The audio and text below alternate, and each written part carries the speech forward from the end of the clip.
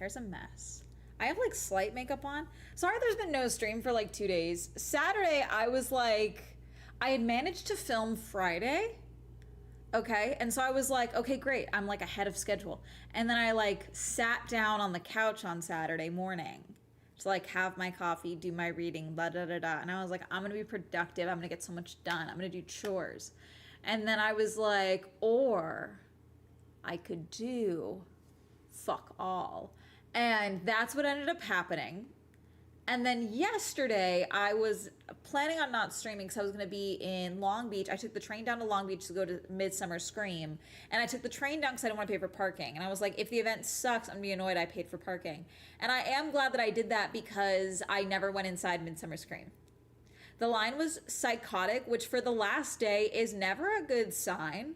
The fact that this, like, even with, like it shouldn't be that bad, the final day. Like just mathematically speaking, the last day of an event, there's no reason an event should be that overcrowded that you still have a line to get in the final day. So I was like, let me go get lunch, because it took me a while to get down there. I was like, let me go eat. I ate, I walked back over, line still psychotic. So I was like, okay, I'm gonna go to the aquarium. And then I went to the Aquarium of the Pacific, which I have not been, I think since I was like 14. Has that always been that sad and beige? I remember that being like a magical, mystical place. Am I just older now and more jaded, and therefore the sad beige of the Aquarium of the Pacific like is genuinely upsetting to me? And it's funny because I posted about this on TikTok, and someone was like, oh my God, I remember it being so much better, but you're right, my photos from 2023 are also beige and sad. And so I don't know what it is. Why is an aquarium beige? Why are we beige? Why are we not blue? Where's the greens? Where's the corals? Like, and inside the various like halls with the tanks, there is color there. Like they've got like the walls as if you're like inside a reef, like things like that. Very cool. But the main foyer with the giant whale is sad and beige.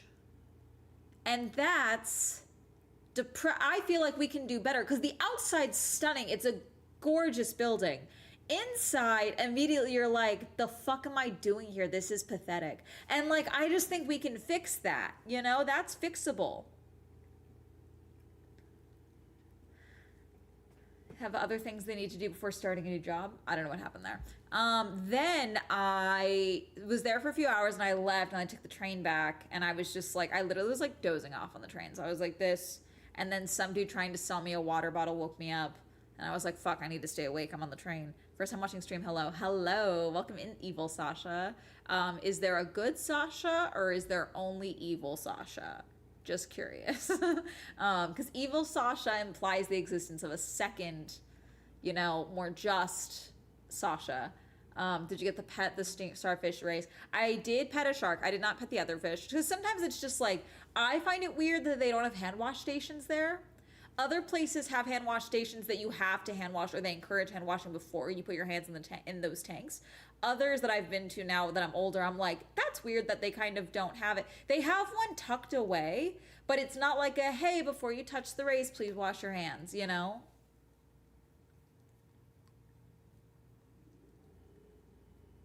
Evil Petty Mike, yes. I attract all the evil usernames, I guess. Shark. There have been multiple good Sashas trying to oppose me over the years, but I've outlasted them all. You know what? You wouldn't be evil Sasha if that weren't the case. So you know what? At least you've earned the title. I do want to talk about this thing, though, that's been going on TikTok, because it's all over my For You page. Does anyone remember Jules LeBron, i.e. very demure, very mindful? See how I do a cut crease? I save that for the club. Very demure, very mindful, very cutesy. Do you guys remember this? Do you guys remember Jules? She also is a doll collector creator as well. Okay, so Jules, I've been following Jules since then, okay? And Jules comes on my feed here and there. I was not aware of this, though, which is interesting. Jules has asked for money and done GoFundMes over the years. I have not personally seen these. I am aware of some of the instances of her coming online and being like, this thing happened, this deal fell through because I am trans or because of X, Y, and Z happening. And her being met with a lot of, love and encouragement and support from that. So I did not see this initial video. I have now watched it because she did delete it. But basically, Jules has been openly talking about the fact that she has been, and I believe is currently still sober, but she has been a drug addict, okay? And a lot of the money that she made from the time of Very Demure and the peak of her popularity over the years went to drugs, okay? And because of that, her teeth are rotting out of her head. It is a result of severe drug use, okay? She apparently 2 months ago had someone that was there was a deal that she was going to get that was going to pay for her teeth, i.e. a dentist was going to do it for free, for promotion, seems like, okay, and that fell through, okay? That deal fell through. That was about 2 months ago, she said. So for the last 2 months, she's been trying to get her ducks in the row. It has not been happening. So now she is talking about how she made this video and she starts crying and she's like, I'm in constant pain. My teeth are moving in my head. I need all this work done. She needed about $45,000 worth of dental work done. She needed a root canal, I believe all of her teeth pulled, and then full implants done, basically, which is a lot of fucking money. And I'm not negating the amount of money, okay? I'm not denying that that's a lot of money, but she made a GoFundMe. She's like, I don't know what else to do. She was like, I could get a regular job, but that's not going to help me at this point, okay? Video goes up. It is not received well. The GoFundMe did get some donations. The GoFundMe has now been taken down and refunded, okay? And Jules took the video down, and people basically were ripping her a new one. How dare you say you're not... some people changed her wording and said, don't tell me to get a real job. That wouldn't... a 9 to 5, that's not going to help me. And some people were like, how dare you say that? But yeah, you're wanting our real job money, basically. And so I'm very curious about this whole discussion because she now is latching onto that and being like, I couldn't get a real job. You've never had internet fame. I couldn't possibly get a real job. You don't know how many people know your face, know my face. I can't get a real job, all this stuff. Some people are making it the fact that she is a larger trans woman and that that is going to prevent her from getting a job. She did have a job at the start of all of this as well. I should make that note as well. And so it's just been, there's been a lot of people going after Jules in this time. And I don't disagree with some of it. I think that I think when you're in pain, I think you get desperate. And I think when there's when you're looking down the barrel of a lot of money coming your way, like i.e. you're going to be spending a lot of money, you get a little crazy and get a little rash, okay? I don't think she should have posted that video as it was. I think if she had a team that cared about her, they would have told her not to post that. I think her team would have told her to delete that immediately. Because let me put it this way. Imagine, not that this is the same thing, but I want to put this in a different context for you all, okay? I have credit card debt. Imagine that instead of saying, hey, I have credit card debt, this is how I'm changing my lifestyle to adapt to it. Again, not the same thing. Debt and medical concerns, not the same thing, but I'm just putting it in a different context because this is how people are reacting to it, okay? I said, to help me get out of medical debt, to help me get out of my dumb credit card debt because I like expensive shit and I spent too much money willy-nilly, I'm starting a GoFundMe because it's really stressing me out and I'm really scared about this credit card debt. Now, these are things that are not false, but imagine I did that. You guys would rip me apart because of course you would, because that's crazy, okay? That's how people are reacting to this GoFundMe situation, especially because, now I didn't know this, she has done GoFundMes for things in the past. She has asked her audience directly for money in the past, and people have given it to her. And yet those things have not come to fruition. So that goodwill is gone. That this is mutual aid.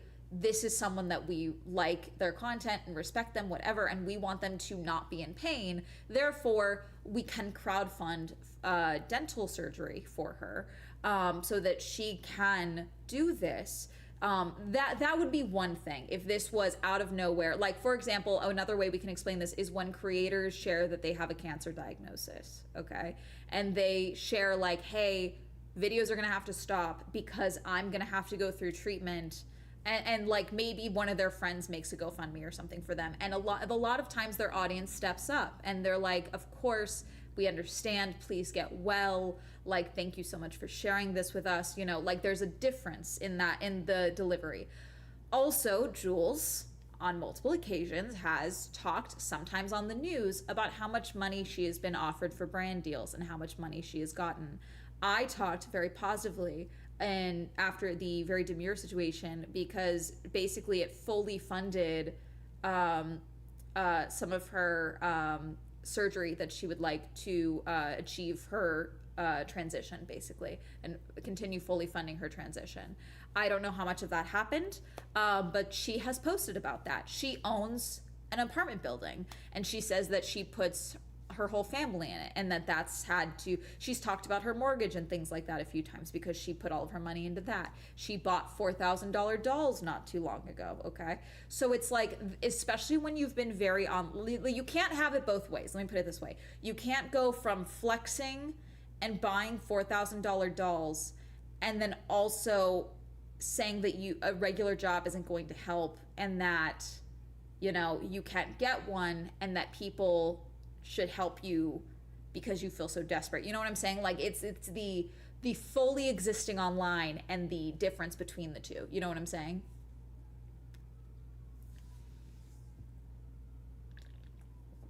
So she deleted her video, she took down the GoFundMe. She then went live. I went into the live for a little bit, and the live was very much like also, I've barely been streaming. I think I've just been talking too much, chat, because I'm not sick. I think it's just my throat's strained. I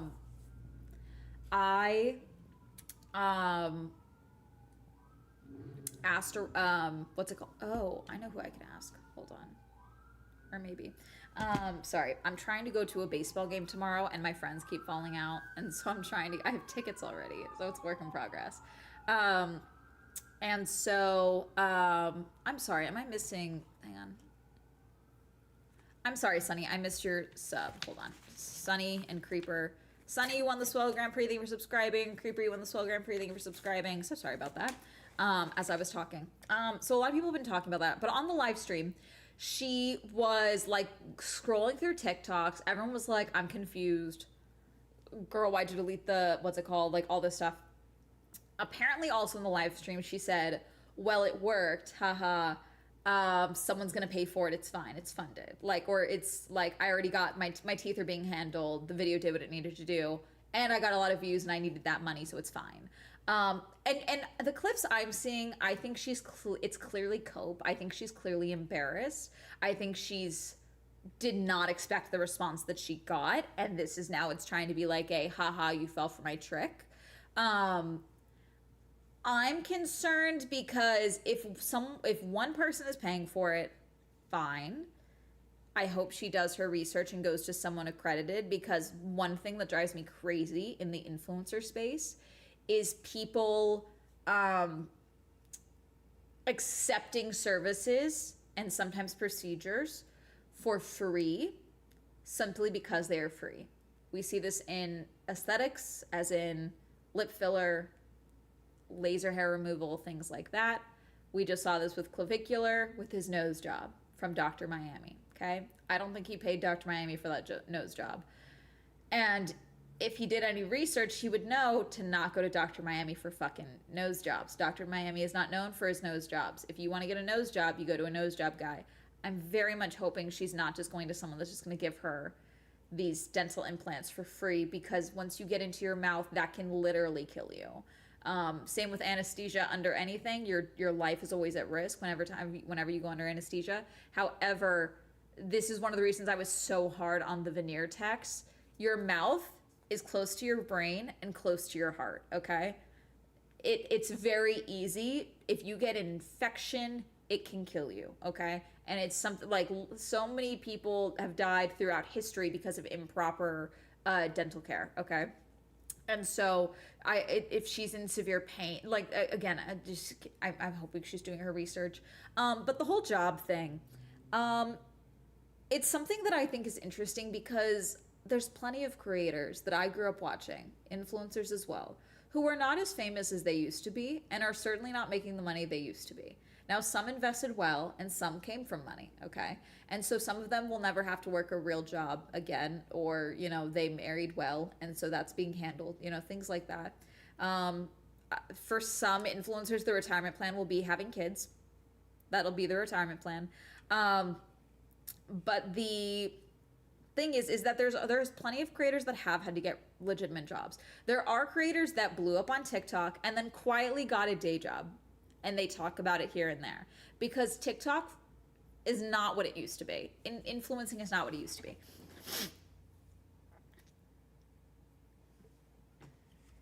Um,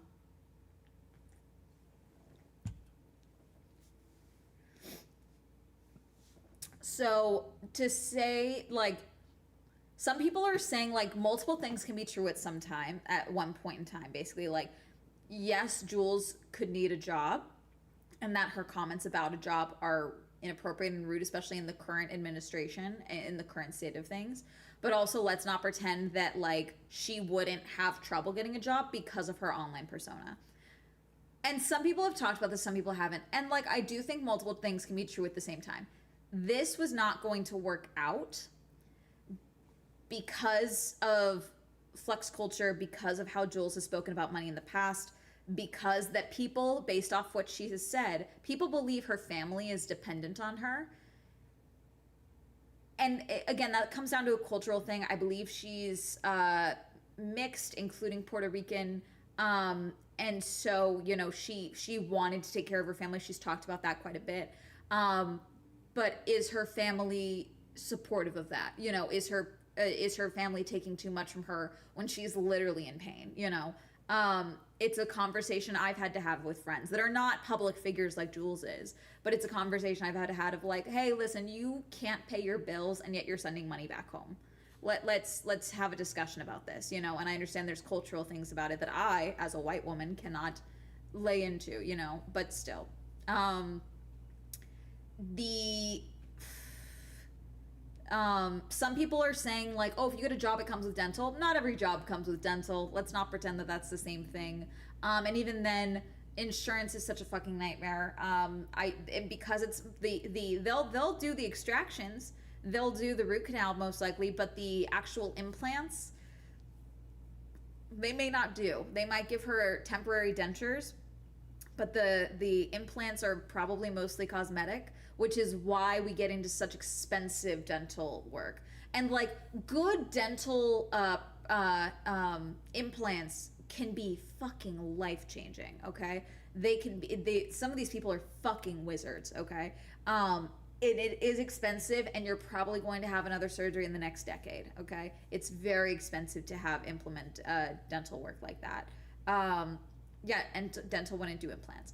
And so some people are trying to talk about this of like, yeah, we should have universal health care and it should include dental and all this stuff. And I don't disagree. I don't think that's the conversation that's happening right now. Jules is also doing this and dealing with this at the same time as people are having severe influencer fatigue.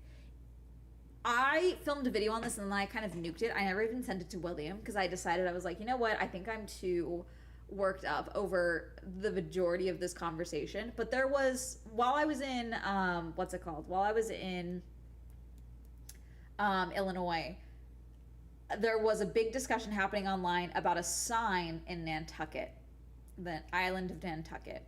A little shop, an antique shop and craft shop, put up a sign that was stunning that said no influencers. Now clearly I thought it was very clear that the sign was tongue-in-cheek. And honestly, fucking hilarious. If I walked into a shop that said no influencers, I would post a little photo like, shh, like pointing at it, like ha ha ha, and call it a fucking day, okay? And went about it. I think it was very clear, okay, that it was a joke. But alas, a lot of influencers, including an influencer that has a shop now on Nantucket, Paige Lorenz, took it very fucking, this is an attack against women, this is misogyny. Some people got insane and started saying it was the same thing as like being racist and homophobic. Psychotic, okay?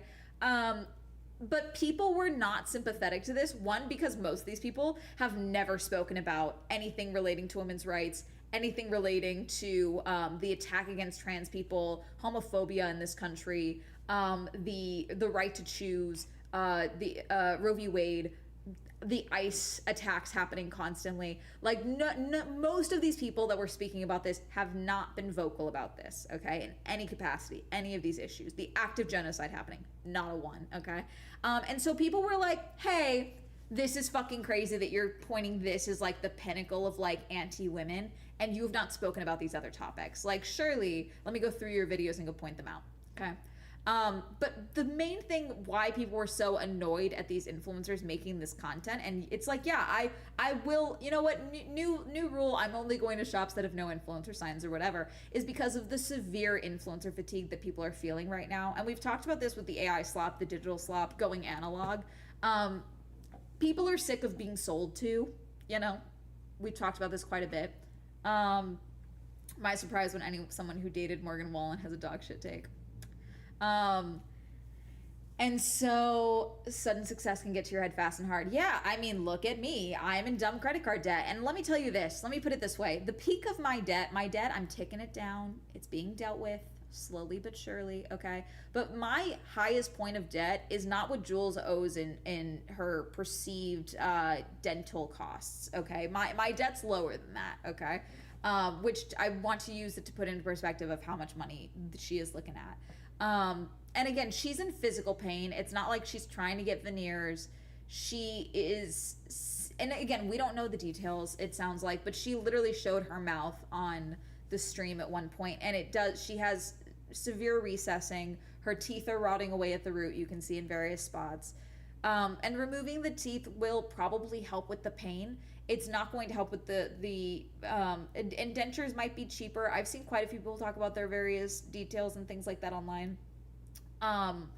But it's a lot. It's a lot. But people it's just poor timing for this with Jules. And I think that's why she further, again, didn't realize like the backlash was going to be this bad, because she truly thought that it was going to be like every other time she's like asked for help, where she, sorry, I'm getting messages. Where she was met with like mostly support, you know, and I'm assuming she thought it was that, and I'm assuming she's like, I'm desperate, I want, thank you for following, I'm desperate, I want help, you know, and didn't think that there'd be this type of backlash. But I just think it's a time thing, you know, it's something that during lockdown, okay, I don't remember if someone said, mutual aid is almost impossible when everyone is sick, okay? And what it was is there was an influx of GoFundMes. I've lost my family member to COVID. I'm sick and can't work. I am now debilitated. My lung capacity is gone. I can't work. And these were staying open for months because everyone was sick and everyone was losing their jobs. No one could help each other in this way, you know? It's like a subset of under capitalism, you know, the reality of the insurance and private healthcare, when you start relying on mutual aid. And like we saw this with Lisa, I don't think Lisa ever did GoFundMes, but like we see this where it's like, if you are relying on GoFundMes for healthcare when everyone is struggling, everyone's going to be fucked because no one has the money to support and be helpful, you know? And the same thing goes right now. It's hard to listen to someone that has 2.2 million followers on TikTok, that can and has bought property because of their social media, by their own admission, has spent money flagrantly in the last 6 months online, to then see them say, I am desperate for this money, I am desperate for this surgery, and have people not feel like they're being spoken down to because they have regular jobs and they should help you, basically. Does that make sense? Especially if I was her, I wouldn't have approached it in this way. But as I said, I understand when you are desperate and in pain, you don't make the most logical of PR decisions, okay? The same 20 backs around. Yeah.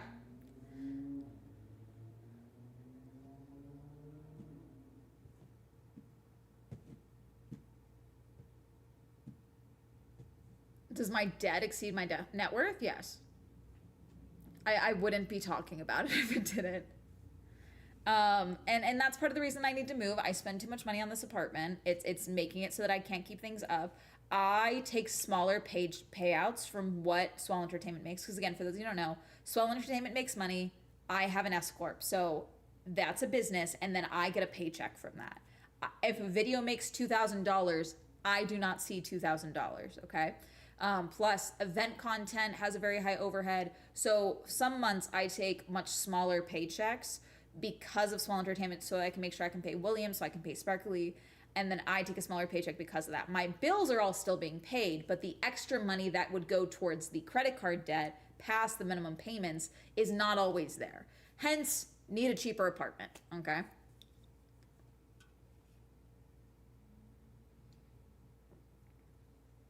Would launch a GoFundMe every time they had a viral post. It was very stressful to deal with. And again, it's like I know of a few creators that have very decent following that have had no choice but to make GoFundMes for various things. And I'm not calling them out directly because of that, but for the most part, they keep it kind of private. They do keep it on their close friends to see if any other creators are able to put money towards it. They have it up. So like if someone were to search them, this might pop up if you search their name, but they're not like posting it to their stories like, hey guys, here's my GoFundMe.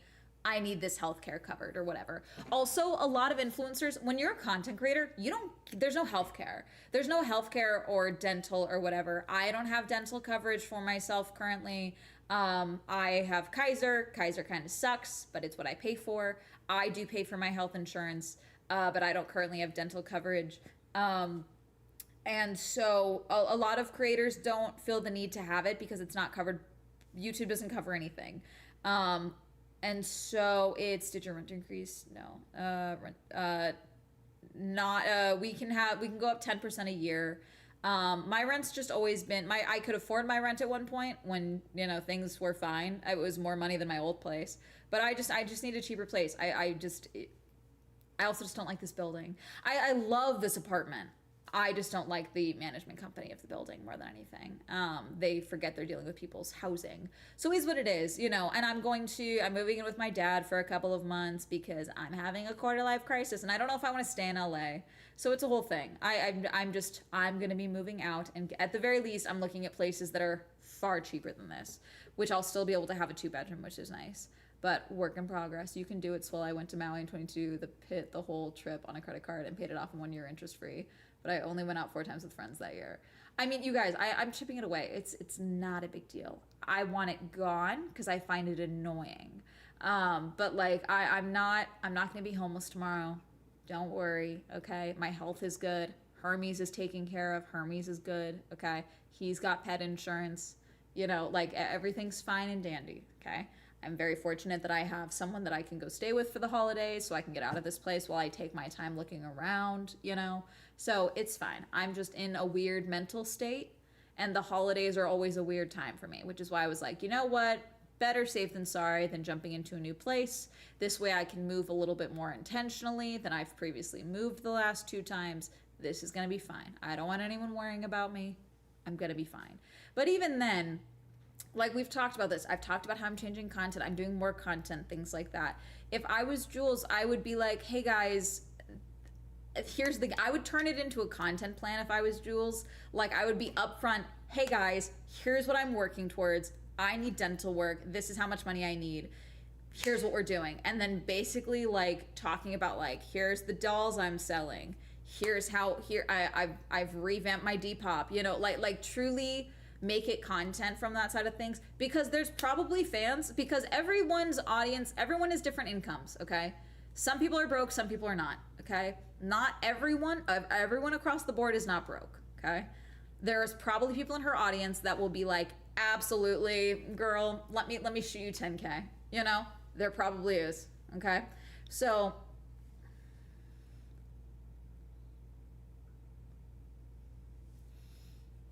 I moved to Maine, so you don't have to. That's so specific.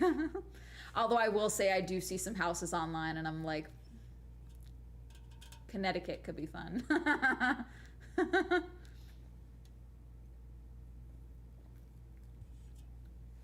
Literally last week, my condolences.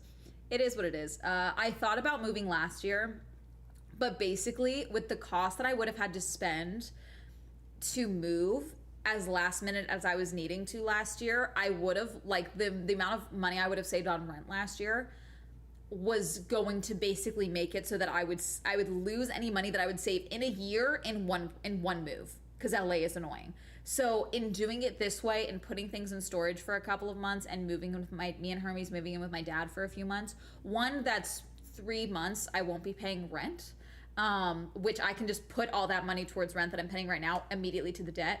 I'll take at least close to $8,000 towards my debt in one holiday season.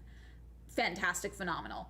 The holidays, YouTube income jumps up a little bit. Sometimes, previous years it's gone down a little bit, but we'll see how it goes out. Yeah, sometimes brands pay a little bit more, so Google AdSense goes up. So we'll see. But content won't change. Streams might be different because I'm trying to decide if I'm going to be able to bring this computer setup with me. At the very least, the Mac is coming with me. This one might be in storage for a couple of months, so we may not be able to game the same way, but we'll still be streaming. We'll just go back to the iMac streaming for a little bit. I know you guys hate that, but it'll be like we're traveling again. So yeah, we'll see. The lighthouse I love a lighthouse.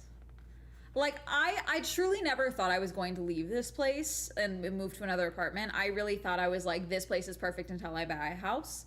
The economy is very different, and I was very irresponsible, okay? And I like expensive purses, okay? So I have poor impulse control issues, which I'm much better on top of, okay? But, it is what it is. I need to move to a cheaper apartment. Even just being there for a year will put me in a much better state for my 30s. Okay, I'm gonna be turning 29 in November. I want to get this sorted and done with. In a perfect world before then, it's not gonna get done before then. My credit card debt. By the end of this year, though, I want my credit card debt to be under 5K, which it's not currently close to. So work in progress. Work in progress.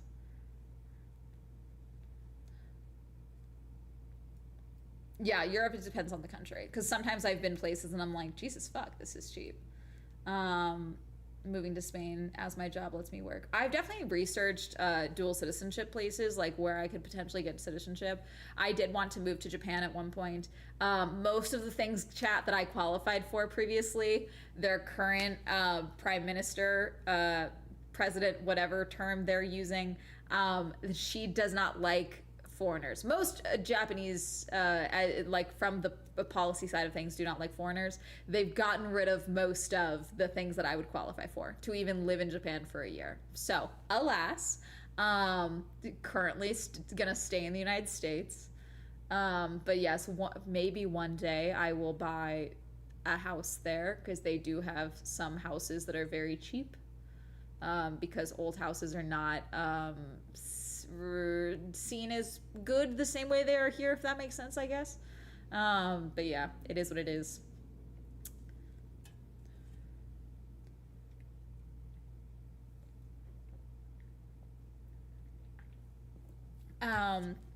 What else? But yeah, my point is, if I was Jules, I would have just approached it differently.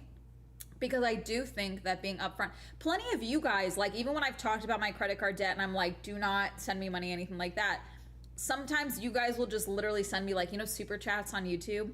Someone will send me $5, like, hey, put this towards the credit card debt, and enjoy a nice little shake while you're taking it easy on your no buy year. Like sometimes you guys shoot me things like that, and like, is that making a dent? Nothing crazy, but like, it is kind, and I do appreciate it.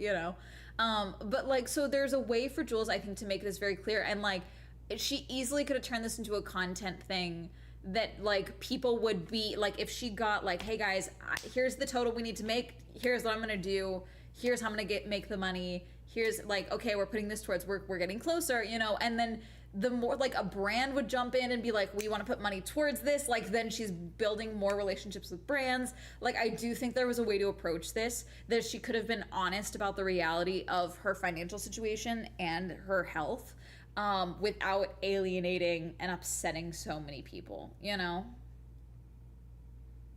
must have been a while ago, yeah. Honestly, it's been on my list to have a friend from there, haha, but it's not too far from my own country. Moved to Lithuania, it's pretty chill. Takaichi, she is the PM.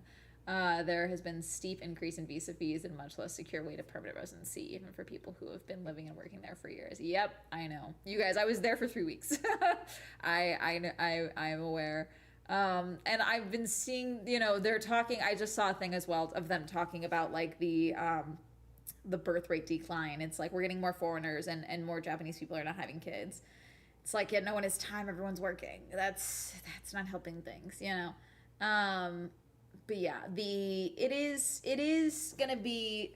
I am hoping Jules is researching who she is getting the implants done by. Because like I don't think God, you think it's expensive to get implants, bad implants, cascading health concerns that could be really bad. I could spend an entire that can't have with Hermes. You guys, I have Hermes. I can't do much with Hermes. That's what you guys are forgetting. But yeah,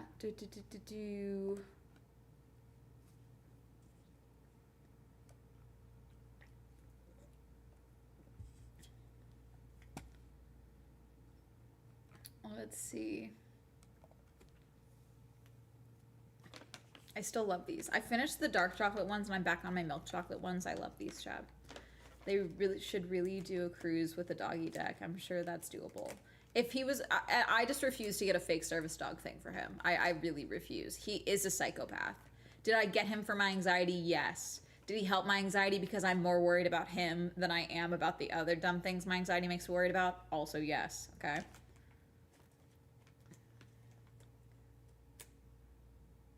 Let alone a child. Yeah. No, and it's like, it's the thing with Jules is I'm just like, I think there's multiple conversations happening right now because some people are like, how dare you guys go after Jules when we should be talking about how it takes $48K for a root canal. And it's like, well, that's not the thing. And yes, we could be talking about, mutual aid and universal health care. Sure, we can have that conversation. That's not what's happening here. Like, I truly think this is someone that has bragged about getting offers for, $30,000 brand deals. And she's asked for money in the past. The money hasn't gone anywhere that we've seen. Seemingly, it may have gone to drugs. And now, once again, asking for help because she couldn't get it for free. And so some people are like, no, the problem is not that she's asking for help. The problem is that influencers are used to getting things for free. And it's like, if she had said, hey guys, I'm getting this, I'm getting a job, what have you. Let's not pretend that every job is working a cash register or a 9-to-5. Like there's other types of jobs and it's not for everyone. Someone brought up a good point of like the thing about millennials and Gen Z that like, if you are not working in your art, you are a failure as an artist. The survival job for any artist is very normal. It's very common.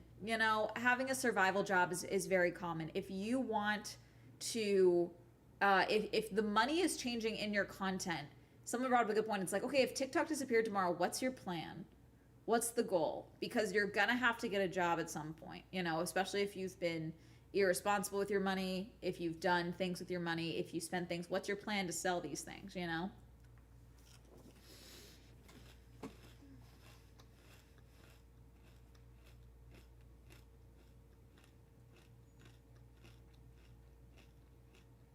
Hermes will fight God Golka. Yeah. It's not 48K for a root canal. They were just like oversimplifying what it was. Jules LeBron is very demure, very mindful on TikTok. They're an influencer. And she talked about how she made a video saying that she is having to make a GoFundMe because she needs $48,000 in dental care, including from drug use. Basically, her teeth are rotting out of her mouth and they move constantly and she is in pain constantly. So she is apparently paid to have multiple surgeries already, at least $6,000. And they have told her, like, you are fighting an uphill battle. The answer is we need to basically do an extraction, do a root canal, and then do implants for basically all of her teeth because her teeth are rotting away at the root. And she was not met with kindness, including the fact that she in the video said, I could get a real job, but that's not going to help at this point. Or I could get a 9 to 5 and that's not going to help at this point. And some people are saying, she said, don't tell me to get a 9 to 5. That's not what she said. If I were her, I wouldn't have, if I was going to make this video anyways, I wouldn't have made this video still, as I've said. But if I was going to make this video, I would have yoinked out that 9 to 5 comment, that job comment. I would have yoinked that away. Been like, here it is, and just left it out. And it is a lot of money. It is a lot of money. Okay, that's not, but she has bragged in the past about getting brand deal offers that are more than that, you know?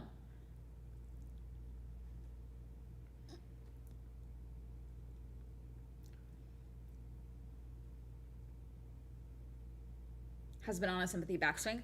And people are tired, you know? And it's like, that's the thing. It's like, it's a complicated issue, in my opinion, with this whole thing, because,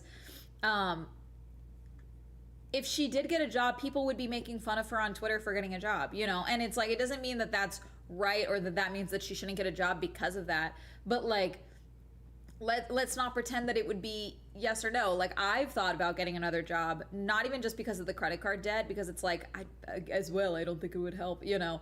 But I've thought about getting at least a part-time job, like for like an at-home job or something, just to keep my brain from getting influencer brain rot. This is another thing that I'm personally very on top of, is influencer brain rot. This is not a real thing, but it's a phenomenon that some people have noticed in influencers that leave their day jobs to only become influencers full time, and you literally see their brains start to atrophy and them get dumber. Because their whole job, whether they were working behind the counter at a coffee shop or were working in finance, when you are working your brain in different ways, you are interacting with people, and now your whole job becomes, what outfit should I wear for this Instagram photo? I do think that starts fucking with your brain, okay? And I think that I spend too much time online because of my content. And though I deal with it, I go outside, I actually physically go to events. I don't just sit online and scroll 24/7. I have my dog Hermes get me outside. I read a lot. Like, I don't always think that's enough. And so I do worry about, especially with the rise of digital and the rise of AI. I think that's why I myself might end up, like, I'm already looking at certifications and things like that, just because I don't really want to go to school as much as I want to go to school right now. I don't think I should go back to school right now, so I'm looking at online coursework that I can do instead, just to, again, keep my brain working and make sure that I'm thinking about things other than, oh my God, did you see what Clavicular did in Miami? You know, because I do think that that's actively making me stupider, and I would like to avoid that. So that's why I'm looking at another job, is so that I have, you know, something else my brain is working on that isn't just, you know, Kai Cenat and IShowSpeed trying to beat Minecraft hardcore mode, you know? Like, I do think that's where that's my next phase, potentially, working on a book, working on things, but I think I need something at least part-time that is not social media based.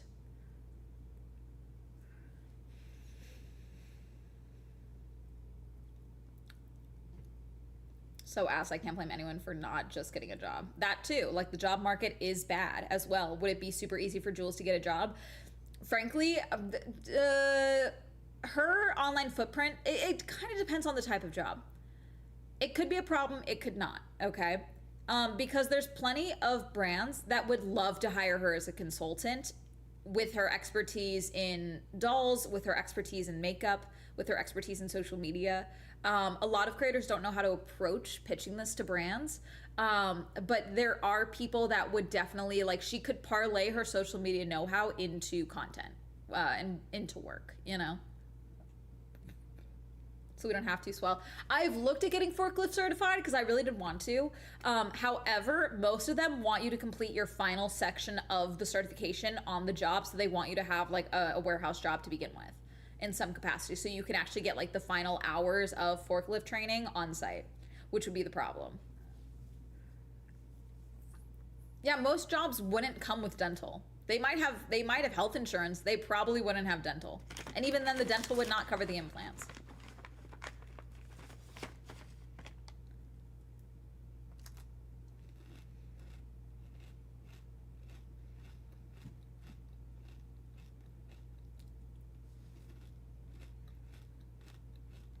Hi, Sherlock. Welcome in.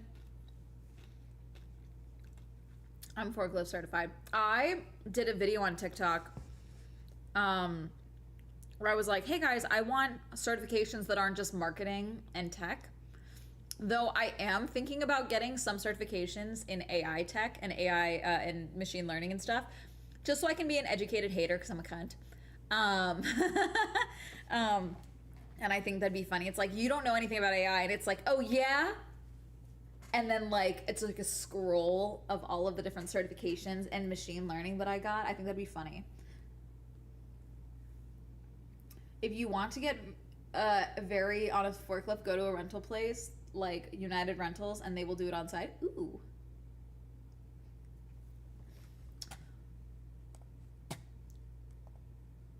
Waldus, I'm banning you from chat because no one talks to me like that. Hey, Swell, have a tiny bit debt paid out. Thanks, Swell. Winter, sorry, I just saw your $20, Winter. Thank you. That's very kind. Waldus, I'm banning you from chat because why are you calling me sweetie? That's really weird. I'm putting you in a timeout for 10 minutes. Okay. Let's see. But Winter, thank you. I just saw that. I don't know why it didn't pop up for me. Spite certifications, yes.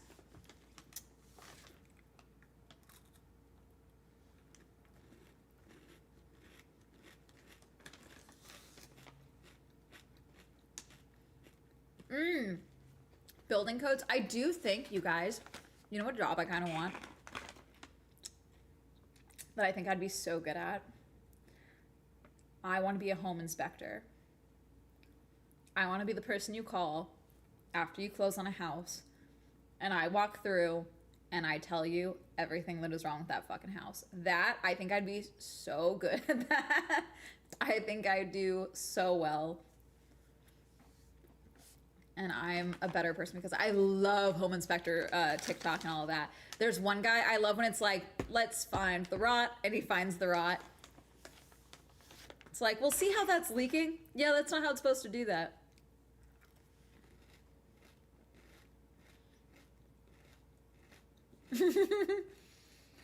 Sparkly, you gotta defend the fortress. It's so funny, Sparkly, because on my end here on the multi-chat for OBS, it shows it as a wrench as well. I knew it would be home inspector. I'd be so good at home inspecting. I truly believe that. So I also that, and then I also do want to get lockpick certified because I've actually been lockpicking since I was like 5. 5 is an over exaggeration, but like for like my 11th birthday, my dad did buy me a lockpick kit. My dad has always supported me being a little criminal, like because I do think he thinks it's funny that I'm very into criminal activity. So I do think I do think getting locksmith certification, going into the trades. That's my next content pivot is going to be a tradeswoman. Truck license, yeah. Like I want a Class A license. I want a Class A license. I kind of want, you know what I want that's really stupid? For no reason whatsoever. I kind of want a diplomatic passport. How to get a diplomatic passport for no reason. You cannot buy or apply for a diplomatic passport as a private citizen. Dumb and lame. How to, let's see, state gov. No, this is for archived. Oh, the Department of, why did they archive this? Sorry, I'm in the Department of State. I'm a random citizen, so I can't get a diplomatic passport randomly. Special issuance passport. Easiest way to become a diplomat. It's just very silly and stupid. I need a government job. Unfortunately, I have to work for the government. I really don't want to work for this government.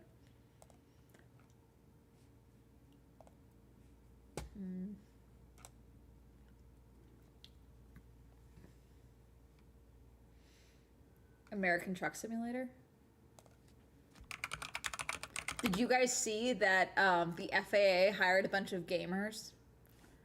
They hired a bunch of gamers for air traffic control because gamers statistically actually have a better response time So like reaction, like literally hand-eye coordination and hand-eye reaction. So they did a bunch of recruitment ads for gamers, and they hired a bunch of people for training. Now the amount of them that will actually stick in past training, who knows? I have a cousin who is an air traffic controller, and hiring is a massive issue for them. So they did hire a bunch of gamers. They are always still looking for air traffic controllers. We have a great shortage of air traffic controllers in this country. If you are at all a gamer and you are all thinking of it, I definitely recommend looking into becoming an air traffic controller. It is a high stress job. The hours suck because there aren't enough, okay?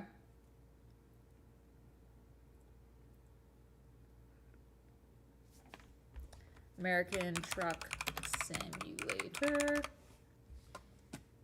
I'm looking at the American Truck Simulator. I did see there was a game that's kind of like Mecha Chameleon, but you literally have to like, it literally is helping you 3D model, because learn how to 3D model, because you literally have to model the thing that you're hiding as. From personal knowledge. Did the quarry get finished? Not yet. We're gonna finish it today. An air traffic control simulator? There probably is. Air traffic control sim.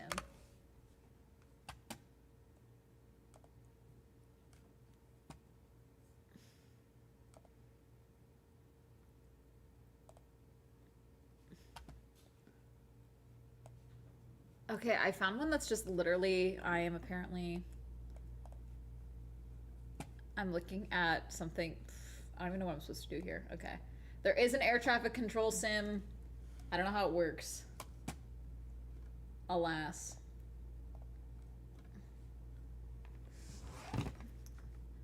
Flight Simulator has an ATC mod, and that's what most people use most.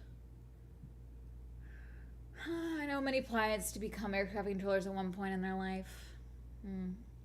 We'll play the core in a minute. We were just talking about stuff going on. Oh, I thought this was interesting. So there's a change in management for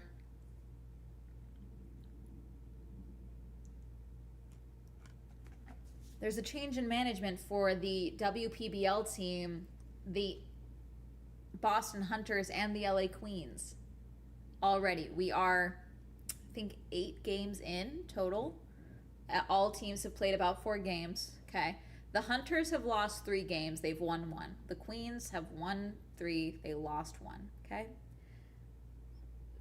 Their manager, Keith Folk, is out for the Hunters. They wish him well. Blah, blah, blah, blah. They have now brought in Jamil Weeks, who was an assistant coach for the LA Queens.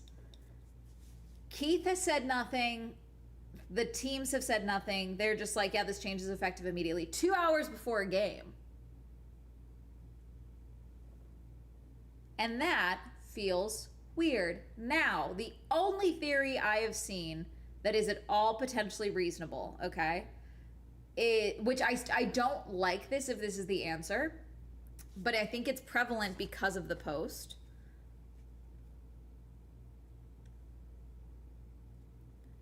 In the announcement post for Jamil, we look forward to building a winning team culture under the guidance of Weeks. Okay? Winning team culture.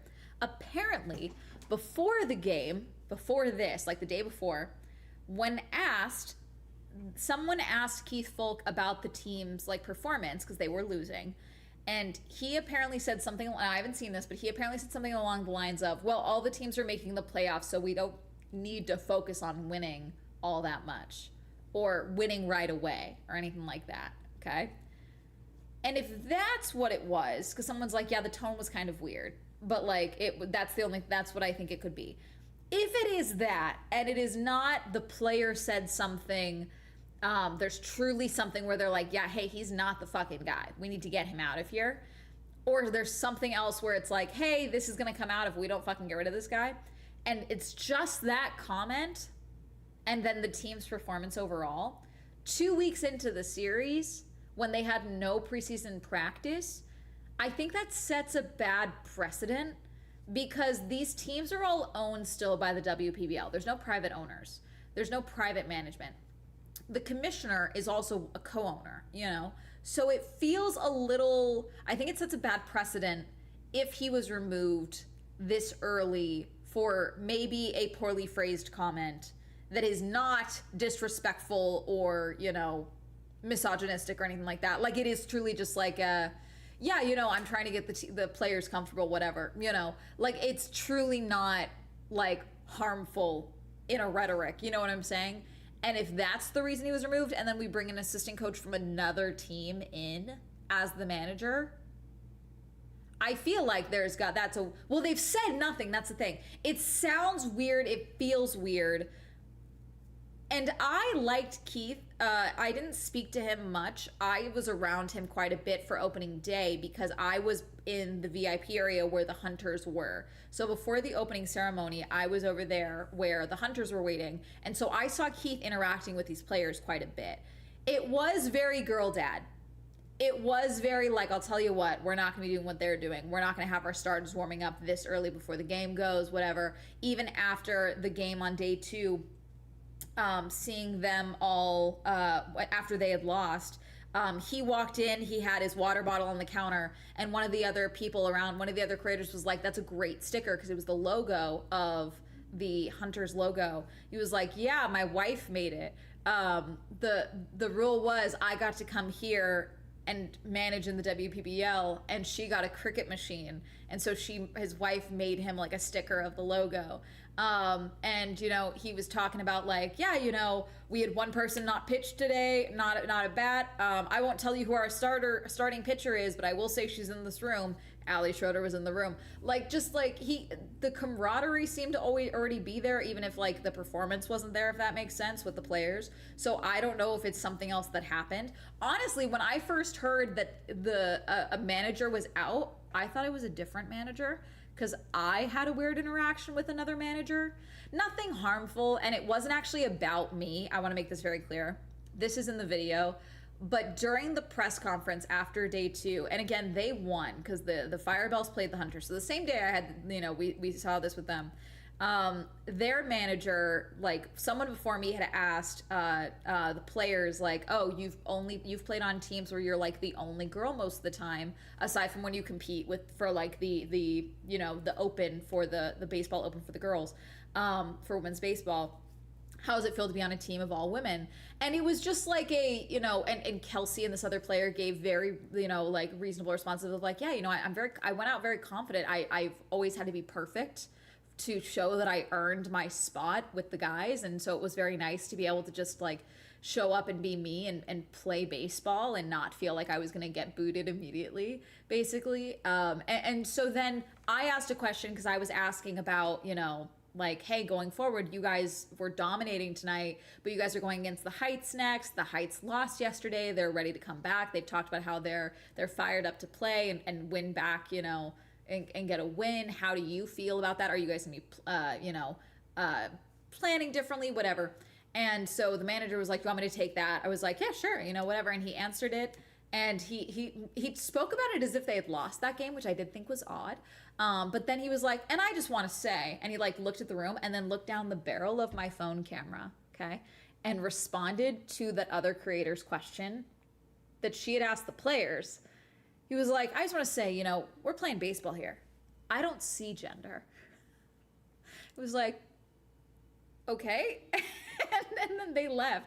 And she was like, what the fuck was I don't see gender? And so I thought when they said, hey, a manager is out at the WBBL, I was like, oh, is it the I don't see gender guy?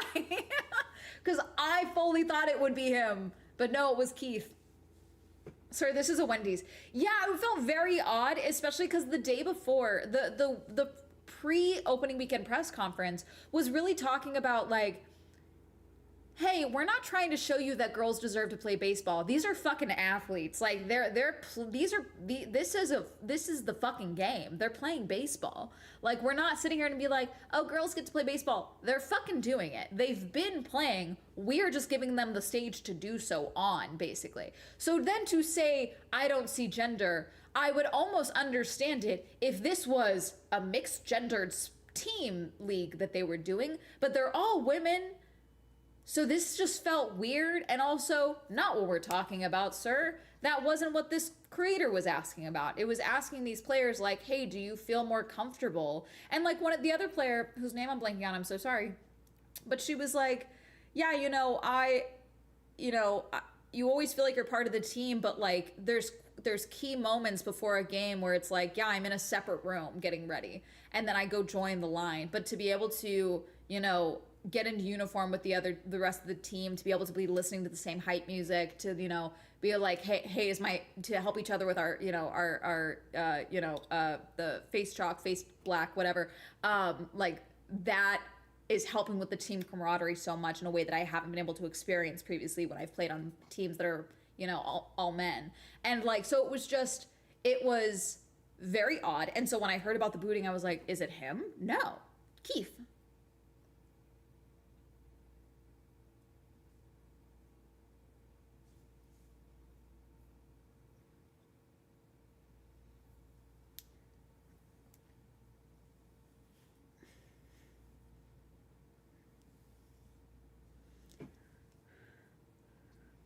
Didn't like him exposing the fact that everyone makes the playoffs. So, I mean, everyone knows that, though. That's just, there's 4 teams. That this isn't a secret.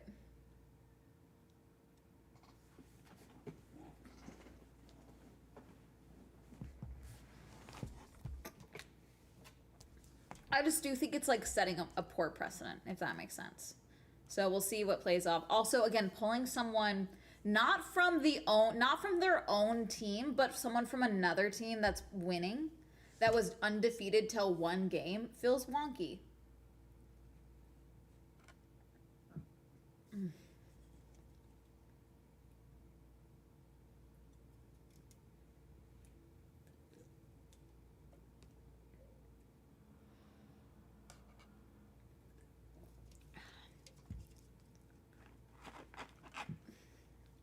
Let's see.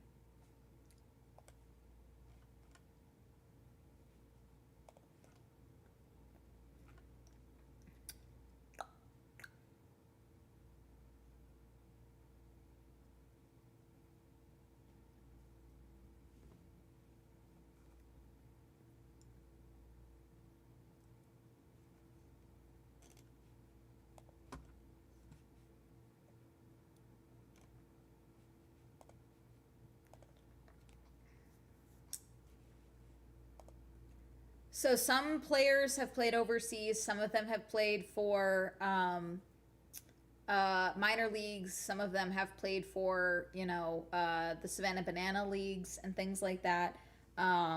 That's why we have an overabundance of pitchers, because they often end up in pitching roles for male leagues. Let's see.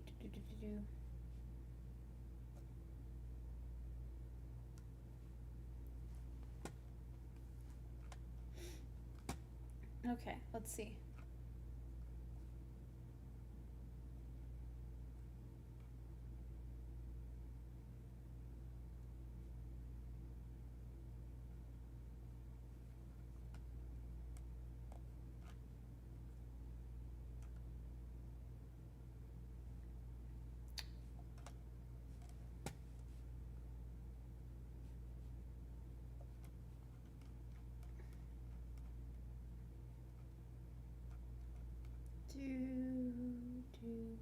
Sparkler, are you still in chat?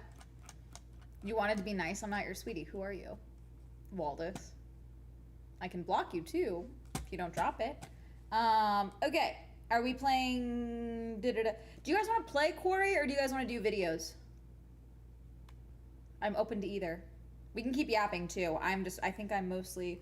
Was there anything else? Oh, how is Kai and Speed doing? Last I checked, they had made 0 progress.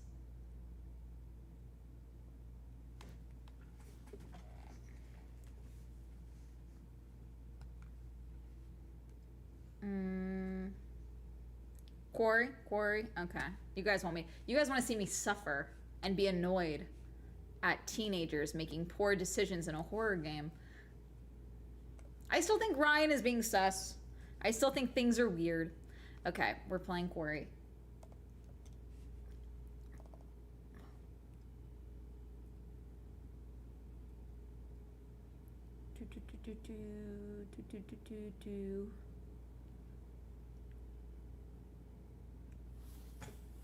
We can do video yap after. Let's do at least one chapter. We'll see if anyone ticks me, if any of these players, if any of these characters piss me off beyond repair, we will then move to games.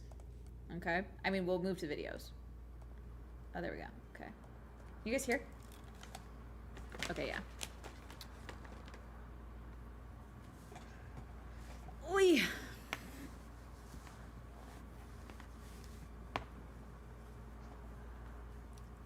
Yes.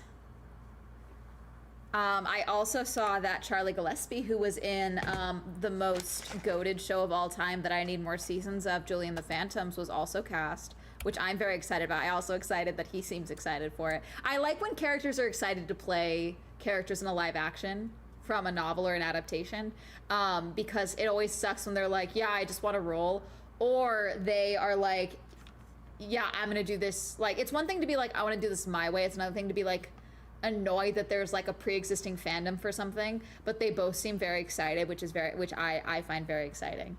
So yeah.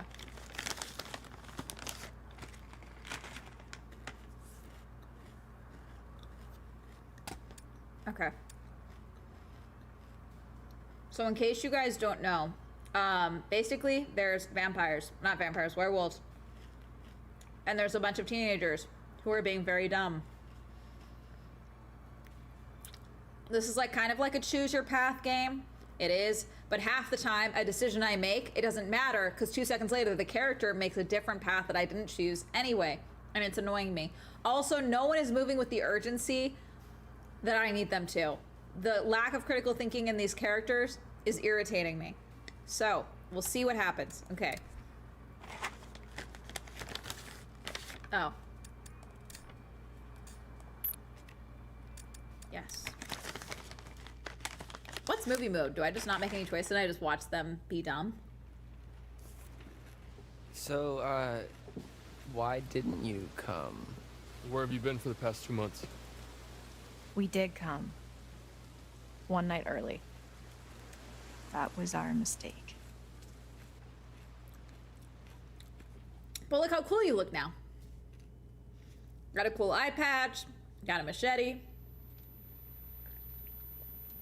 June 25th, Laura. So this is after Max was shot.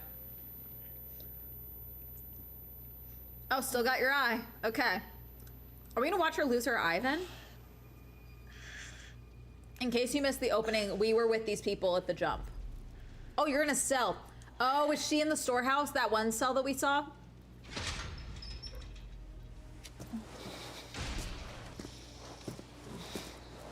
Tarot card available? Okay. Is this the cop? Oh, that's her boyfriend.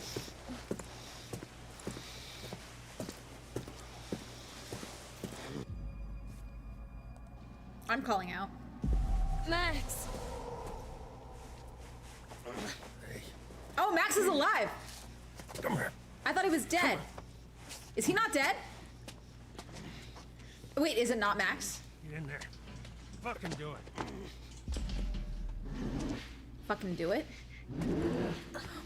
That's not Max. That's not Max. That's not Max. Is it Max? Wait, is Max the werewolf this whole time?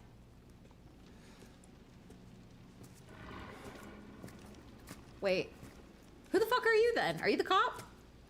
You must be the cop. Damn kids. That's the cop. The sound was the werewolf transformation.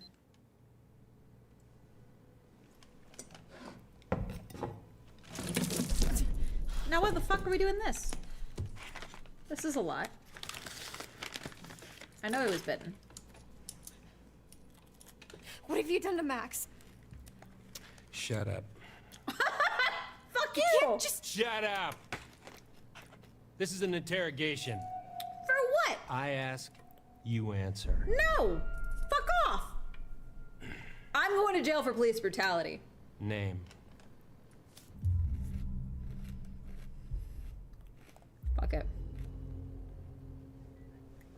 Laura Kearney.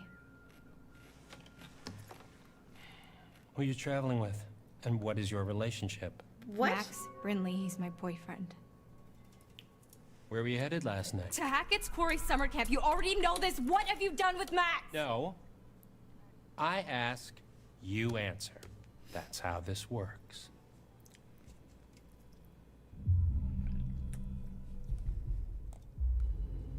Well, I'm not saying shit until you tell me where Max is.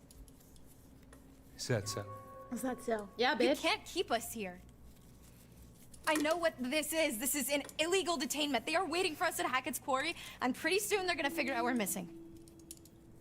I want a lawyer. You finished?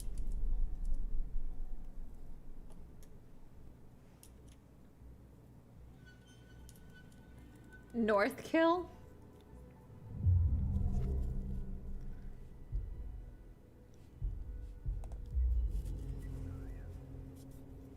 Okay, Sheriff Hackett. Wait, Hackett? Like, Chris Hackett? Don't change the subject. What the fuck is going on here, man? You have no idea what's going on here. Wait. Not a goddamn clue. You just stepped in some grade A double prime, go ahead and kill yourself cosmic type shit, young lady. Then why are you And mad your at only me? option is to buckle the fuck up and do what I say. You're Do you not understand? telling me what to do. You're telling me to answer weird questions. Please, will you just stop fucking around with me and tell me what the fuck is going on? Yeah. What the hell attacked us last night, and why did you arrest us, you goddamn maniac?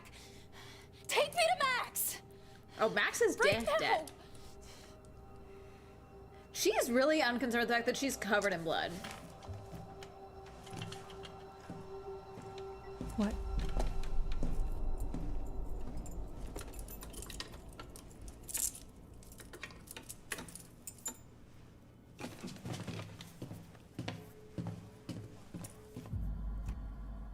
Fuck it.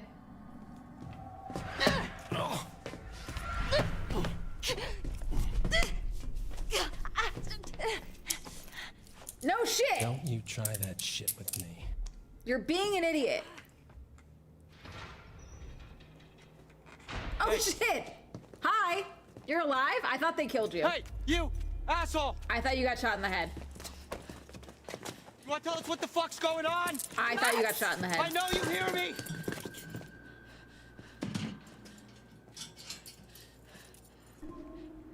Fuck. Okay, titties. Max! Are you okay? Yeah. I mean, I'm kind of all mixed up, but more or less intact, I think. Laura, Yeah? why am I naked? What? I mean, after we got attacked, the next thing I know, I'm waking up in a jail cell and you're gone, and now you're back again, and I'm super naked, and there's blood and stuff everywhere. Yeah, he turned. I mean, what the fuck happened? But so it heals him, so that's why. Yeah, so our host was very keen on getting me to confess, but I honestly couldn't tell you what I was meant to be owning up to. Jesus. What he used to try to get you to talk? The pincher, the blade? 3-hole punch? No, he wasn't torturing me. Who does this guy think he is? Well, Sheriff of North Kill, apparently. North Kill? Yeah. Max, What? did you even look at the map? Hackett's Quarry in North Kill, that's the town. Oh. And it gets better. I gotta look at his name badge, and Hack it.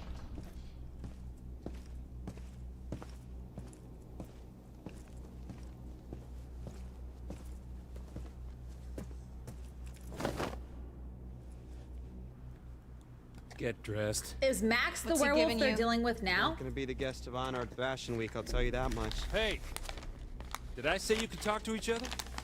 We're in the same room together. Get fucked. I I'm wasn't pissed. aware we needed your permission, Detective Dick Whippet. Yeah, it's a free country, Officer Oat. For brains.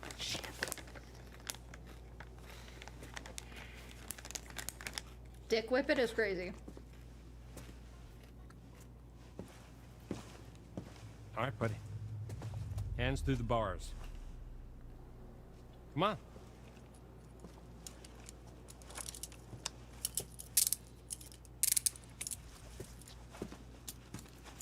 Do you guys not have parents? I need to call my mom. turn. I need to call my dad. None Go. of that. I'm not going anywhere. We can talk right here. Come on. Hey! Hey! Let's get the fuck off! Come on. Move. We're Good really boy. less. We're not concerned enough about all the blood. I fear. Hey! Stop struggling. Max, calm down. You're only making it worse. Laura, Oh, what the hell did you do to her? Shut up. Okay. you're covered in blood. Okay. Think, Laura, think. Yeah, I'm thinking they're like There's gotta be 1920, but something in here still, you can use. the response for young adults would still be like, "Hey, someone knows where the fuck I am, right?"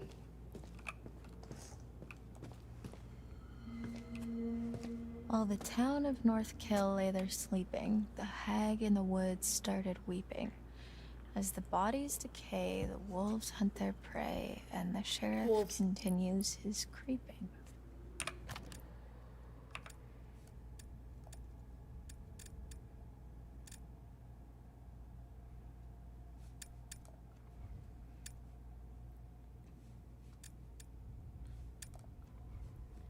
It's highly likely the no swimming sign was less to do with the camper safety and more to do about the viscosity body hitting the depths. Yeah, no shit.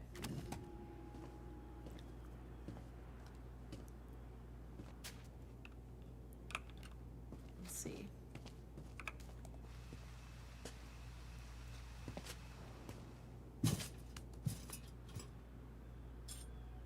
Ew. Spoon? That's for what we call a little bit of crystal meth. It's a meth spoon. Someone's doing some meth. Under the bed.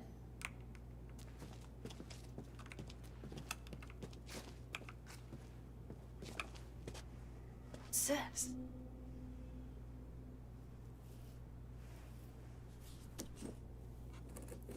The bars of the cell? Not a chance. I need some sort of lever. The spoon. Get the spoon. The spoon. Use the spoon. Okay, hang on, let me go back to the bars. There we go. The world. You got a card. Okay. Give me the spoon.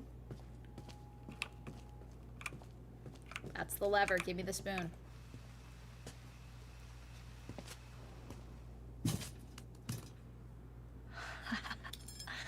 That could work.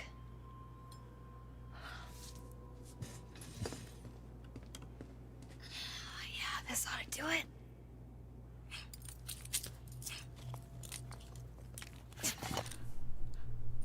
Yes. Woo. What is it? Get it? Quickly. I need you to move faster. He can come back at any moment with your boyfriend. Wait, that's it? Was there anything in there? Was there nothing in there? Was that it? Was there nothing in there? Bathroom, maybe? Wait, why is one of his hands free? Watch it, man. I bruise easily. Give me a break. Why is he uncuffed? Wait. Hey, the second we get out of here, you're toast, motherfucker. Never a good idea. Sure. Second you get out.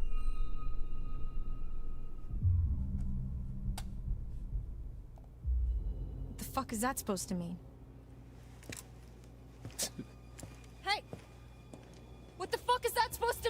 asshole! What was in the brick? Hey, you can't just leave us in here! Hey! Come back! The pacing is sometimes all over the place.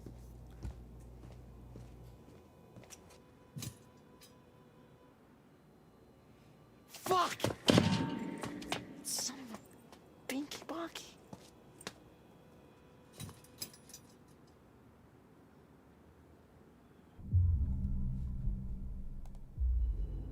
Are you okay? It's just a foot. It'll heal. I meant the interrogation. Oh. Yeah. Can't break old Max. Many have tried, many have failed. I'm being serious, Max. He just asked a lot of questions. A lot of weirdly specific questions about us and where we were going and why and how I was feeling this morning, and I don't know. Nothing I said made him seem any less annoyed. He asked how you were feeling? Yeah. Why, he didn't ask you? No. Huh. Rude.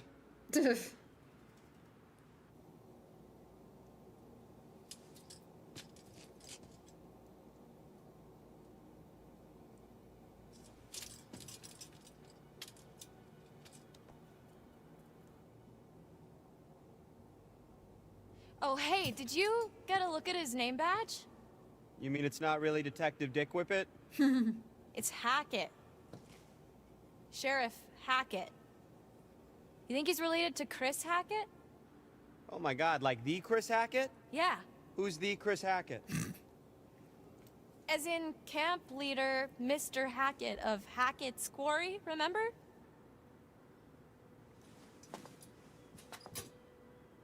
Man. Last night feels like a lifetime ago. The fuck does that mean, though? You know? Where we set up? Maybe it's some kind of crazy camp counselor kidnapping ring. That's... I mean... What?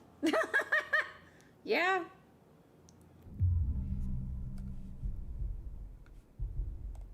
Like some kind of setup, a trap.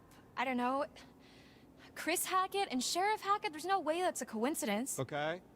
They must be related. Well, what You're- does that prove? Something attacked They you. knew we were coming. Like just the. Well, no Maybe shit. You it's- called them. Some kind of kidnapping, extortion, They would have asked you. conspiracy. No, it's not. That's a pretty big jump. Not getting there. I'm just trying to get us out of here, and I can't get us out of here until I have some clue of why the fuck we're in here. I don't know. What if we can't make sense of it? What? Well, we have to. Sometimes things just don't make sense. What then? We're just stuck in a backwater jail cell for the rest of our lives?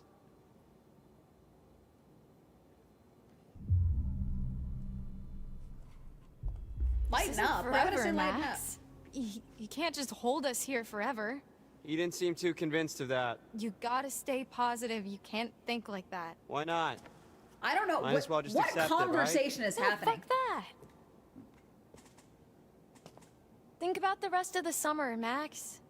And school?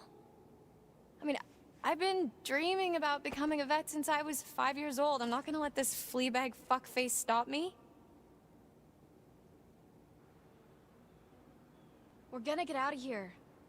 I'm gonna study to be a vet, and you're So yeah, they're like 18. gonna, What?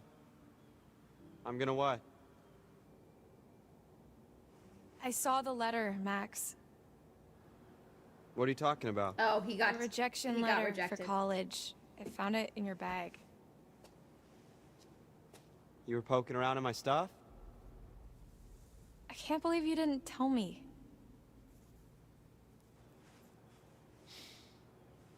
I was embarrassed. But your grades were good and you wrote a great essay? Yeah, apparently not good enough. Fuck! You've been making plans, Max. What the fuck? I don't know. What do you want me to say? How about don't lie to me for months?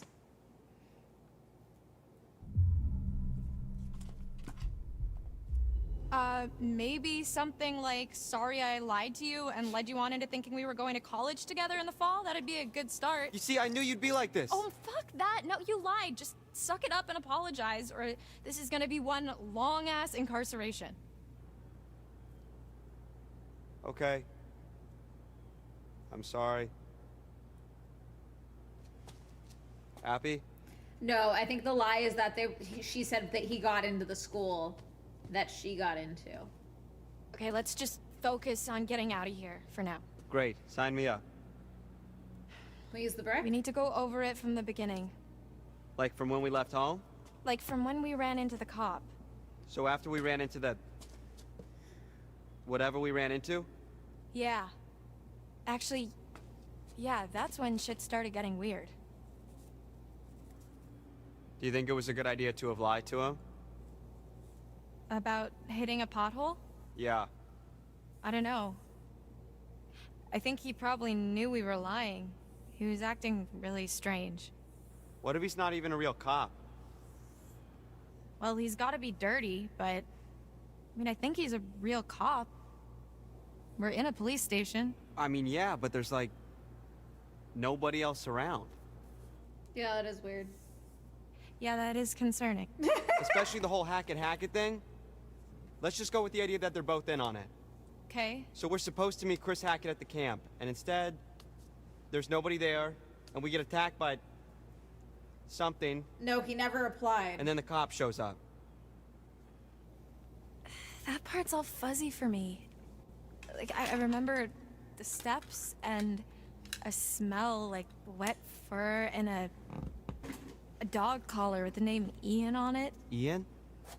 Ian. I don't think it was a dog that attacked us. Whatever it was big. Like, person-sized big. Yeah, it really did a number on you. Like, I'm surprised you're not more messed up. Like I vividly remember the thing's teeth ripping into you. What is messed up about that is... Laura, I don't have a scratch on me. Yep. What? Hey, okay, so weird question. Do you remember... before we got lost? You got lost?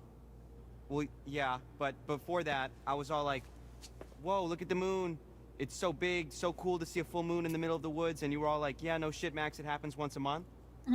Yeah, so? Right, so, you know, full moon. Yeah. Oh, we're getting werewolf. What if, Okay. Say No. it. Stop. Say it. I'm just saying, you know, maybe there's a slight chance it was a werewolf. Slight chance. I would have said werewolf way sooner. Are you than this, I out of fear. Goddamn mine?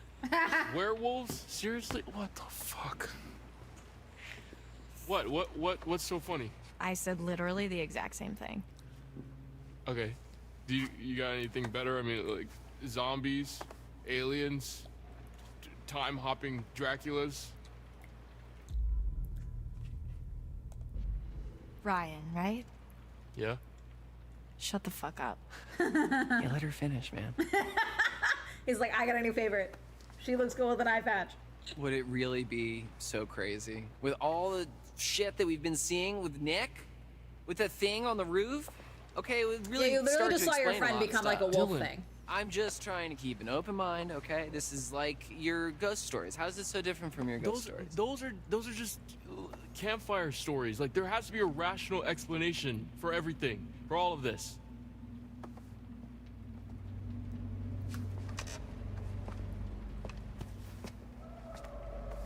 There's more to all this than you think. Just let me finish. Oh, and she you can showed. decide for Did he yourself show? if you Did believe me or she not. I show don't him care, her eye? but I think you should hear all of it. And we're back to exposition drop. How far into the game am I? Does anyone know? The next few weeks were long. Oh, The they cop just us kept them? fed and let us take showers, but aside from that, we barely saw him. Max and I, we talked a lot. As much as we could about what happened that night. It was like trading conspiracy theories. We talked about the cop. I feel like there's no way you don't go clinically insane like this, right? Like no sunlight, nothing. Did she claw her own eyeball out? I would not be shocked.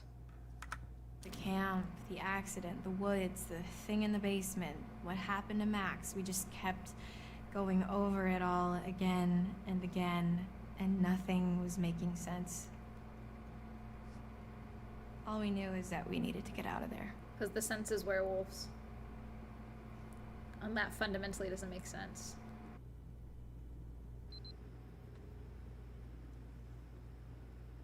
July 12th.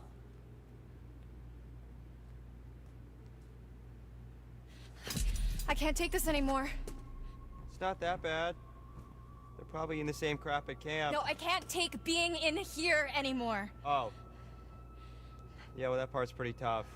We've got to do something. We've got to get out of here. We need a plan. We keep saying that, but it's been weeks, so, you know, let me know if you have one. That's really not very helpful, Max. The quarry. You are forgetting something.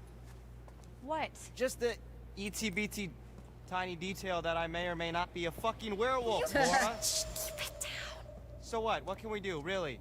We run off into the sunset only to be stopped when I turn into a nasty-ass monster and kill you and eat you, and then I run off alone into the sunset with little bits of you stuck in my teeth? Okay, stop. Just one problem at a time. All right, we don't even know if that's what's really going on, and we won't until we get the hell out of here. Okay. Well, it seems to me that we only have two real options. We can play nice and try to get this guy on our side, What, so he'll let us go? or we try to catch him off guard and make our escape. That's a really dumb. Both of these ideas suck. Fuck it. I'm not gonna be nice to this fucker 1 second Fuck longer it. than I have to. We've got to escape. Cool. Okay. So how? I don't know. Knock him out? Not... Laura, you know that's kind of a movie thing only, right? I mean, you bang someone on the head, you're more likely to kill them or leave them with permanent brain damage, not just knock them out. Well, what can you do? Yeah.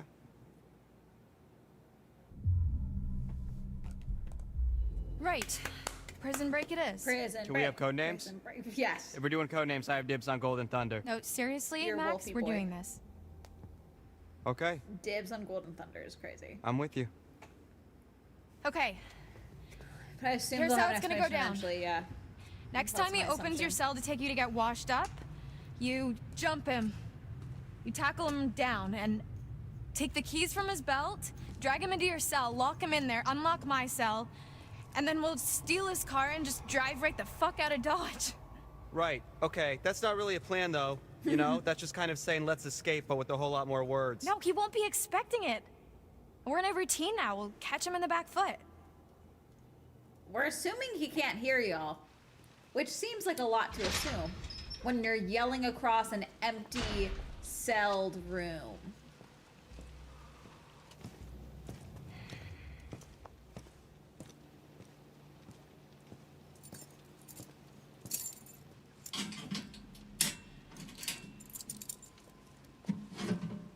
Come on. You gonna do it? Commit. Move fast. No! Now is crazy. Careful. Really? Careful. Now is crazy. Now is crazy. No, actually, why the now? Oh, sweet summer child, you are bad at prison breaks. That's crazy. That's crazy. Now, as he winks at you, is crazy. And he what? Just made the move? Trip him. Go for the legs. Everyone goes for the face first. You're inclined to flinch for that. Go for the legs. Tackle him in the gut. Go for the throat. You know, no, smacking at the head is never a move.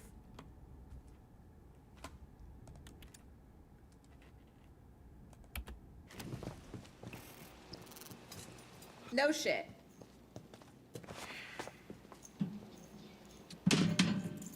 Genius. But what about my shower? You're not getting one, obviously. I said, take your fucking clothes off. Fuck off! Get back! Oh, That's what's going on! Get the fuck away from him! day 28.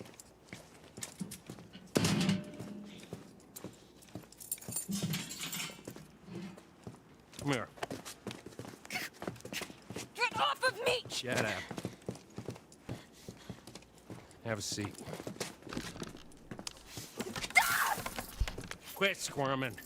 Said you want to be a vet, right? Call us an internship. Let me go! You're not gonna believe it until you see it for yourself.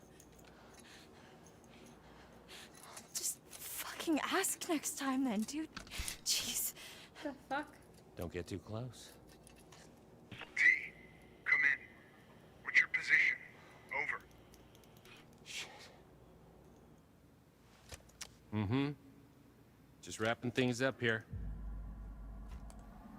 Help! Hey, he's got his held prisoner at the police station! Help us! Who was that? Over. Nothing. I'm clawing On my at your way. arm. Over. You're a shithead. That was pretty stupid.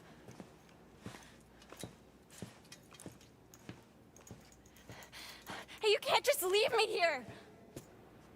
Yes, I Watch me. can. Watch me. Watch me. I hate this.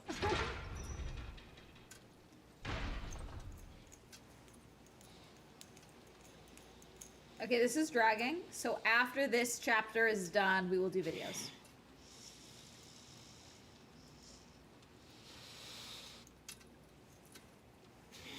So good to know that Nick is going to turn back into a human at some point. I know werewolves, so basically, obviously, werewolves imply that they're sometimes human, sometimes wolf. However, I've seen a lot of media where sometimes they're stuck as the wolf, so I wasn't sure if this was one of those. Okay.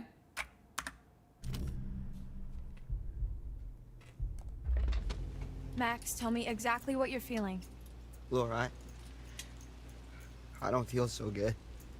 Not good like how? I don't know, just bad. Come closer, let me see your eyes. I think I better stay back. Max, I need to observe you. You really don't. Actually, with love. You have no proper schooling whatsoever. Is this fucking close enough for you, bitch? Wow. I didn't even, can we do that line reading one more time? I don't know if you believe that one. That felt a little crazy. Let's try that again. A little more like you're being possessed by, you know, the moon. Max?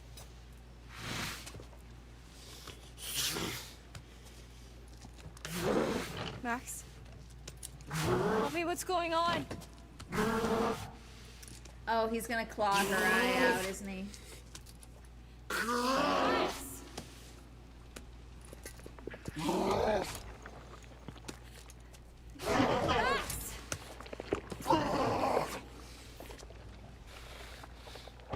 He's gonna throw up. Oh, Jesus.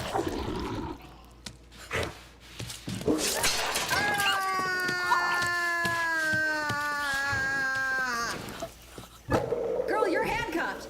How are you running? You're handcuffed. How'd you do that? How? Wait, whoa, whoa, whoa, whoa, whoa, whoa, whoa, whoa! Wait, I have questions. Someone clip that. Someone clip that right now. Fuck! Yeah, that's how you react to losing an eye, is just fuck, not holy fucking shit. Oh my fucking god. Oh my god. No, none of that.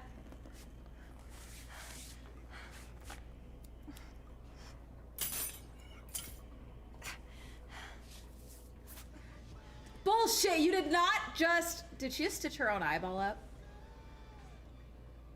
Okay, Diva. So much for depth perception.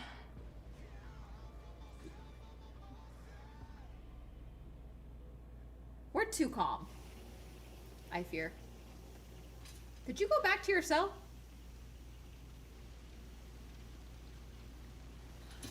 Did you? Let's did see you? what that bastard cop's hiding. You just willingly went. You willingly went back to your cell? I can't go. Wait, I can't turn around. I can't go that way.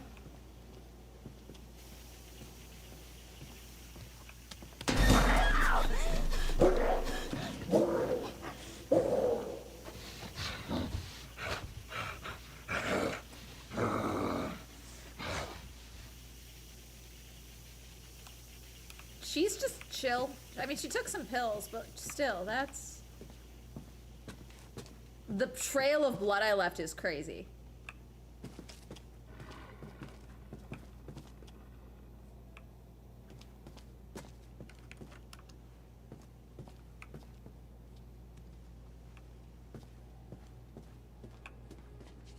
I didn't consider leaving? Really? I feel like I should have considered leaving.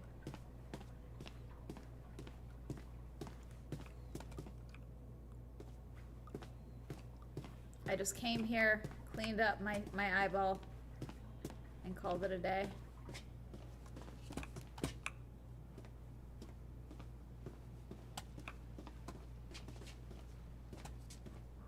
Oh, this is like an abandoned... Oh, it's the exit. Hang on, I gotta look around.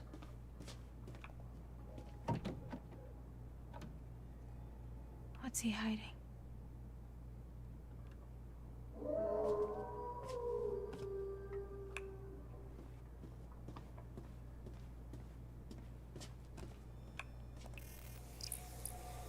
Chariot.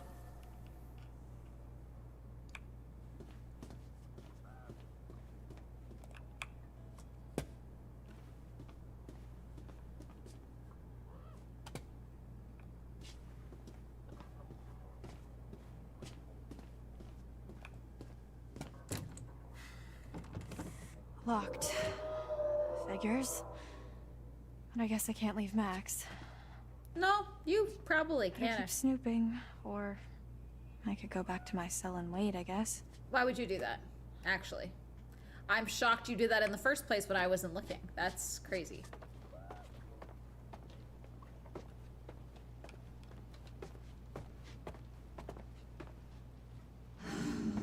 Fuck. I'm gonna need to rest soon. You really don't, actually. There's crazy stuff happening.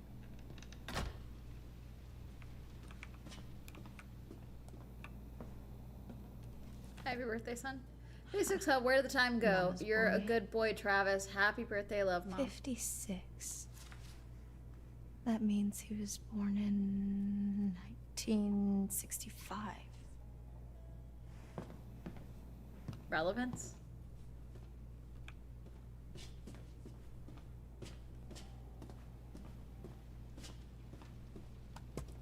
Why is this place totally fucking abandoned?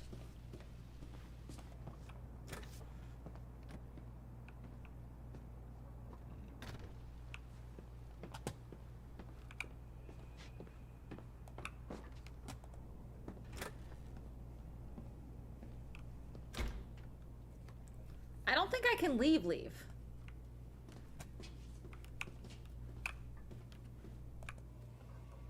An old badge. It's burnt. Whoever was wearing this can't be doing too well. Password? Ah, I see.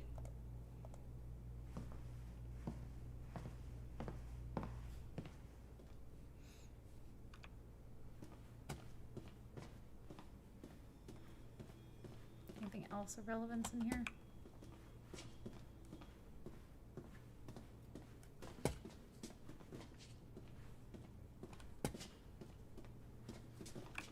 This notepad looks relevant, but I guess not.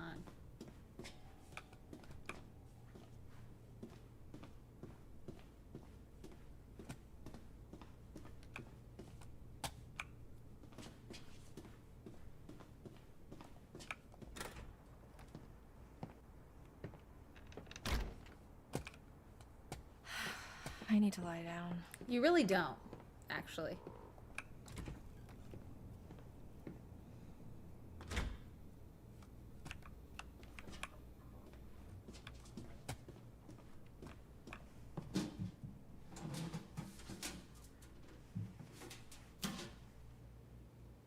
This must be what he used to knock me out. I can hide this in my cell.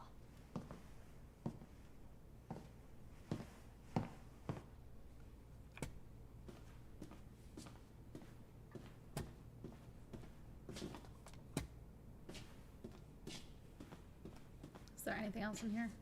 Ah. Full moon marked out. Birthday beers, Wednesday, the 7th. July 7th.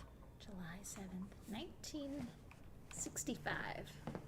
Undercover cop is crazy. Anything? No. Is that a radio?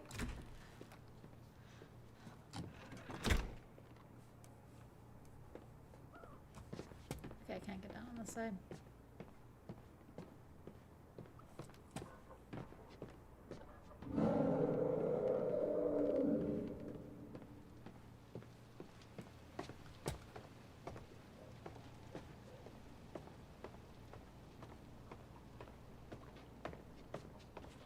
She's like, I can't leave Max. I'm sorry, I'm leaving my boyfriend in this scenario.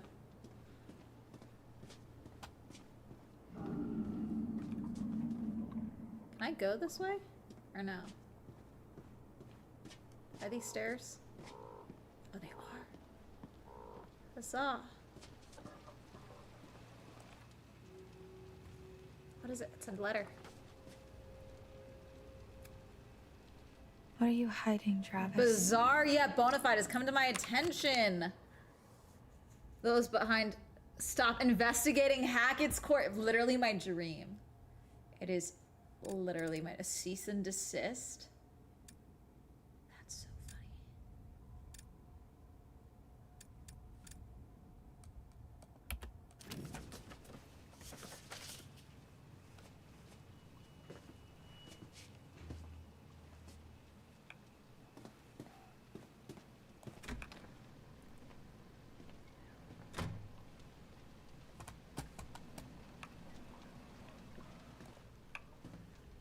Missing cats and dog. 4 months hiker still missing.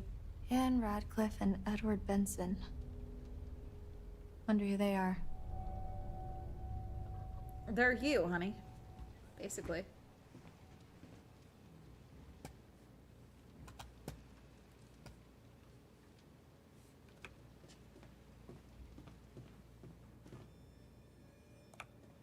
Can I go this way? Use the radio.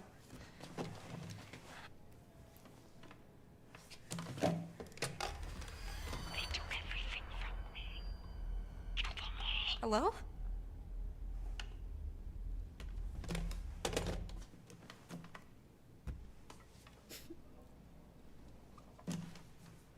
Yeah, why would you?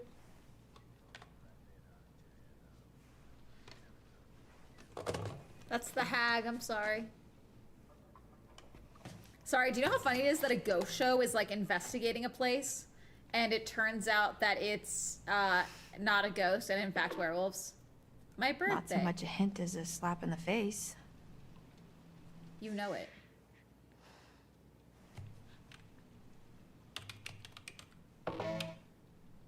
Fuck yeah.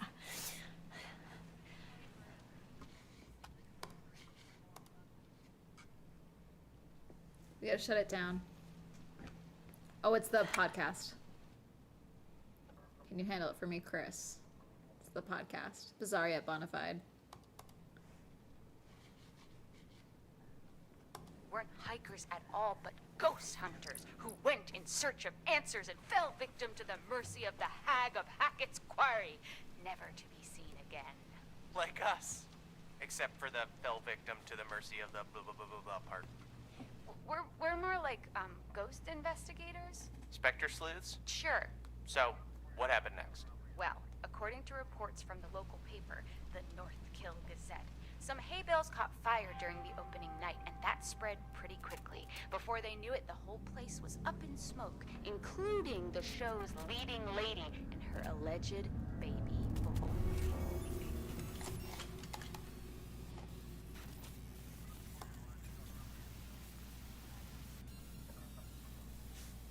Maybe. Uh-oh.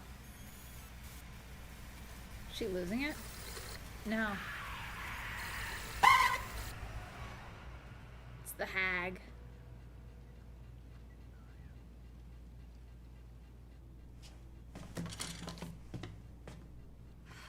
I've exhausted this and myself. I need to sleep. No, you don't. You need to fucking leave.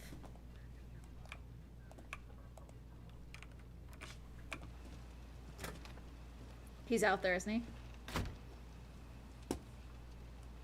I want to leave. Let me leave. There's no way to leave, is there? I'm stuck here. Exit.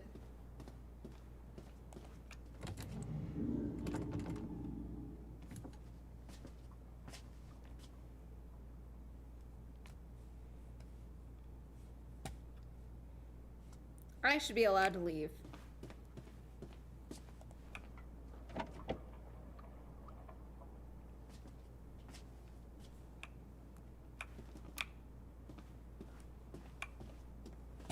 Ugh, it's gonna make me go fucking back, isn't it?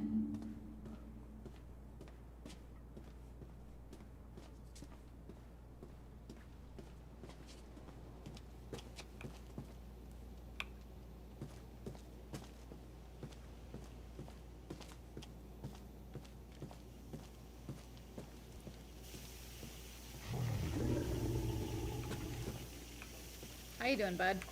Still werewolfing? I say you're still werewolfing. Look at how I walk. Fine, I'll go back to my fucking cell. Whatever.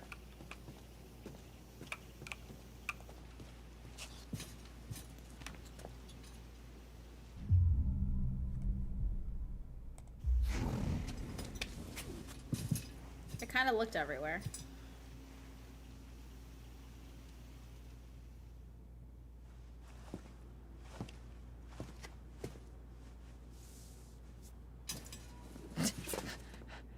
You want to tell me what happened? I could ask you the same thing. Yeah, you're too calm about the losing the eye thing. Why didn't you run? I couldn't. I won't leave Max. No, that's not the answer. The door's This locked. doesn't mean I trust you. I don't care. I just want to help him. The door was locked. Turn around, hands against the wall. Seriously? I am too tired to argue. Me too.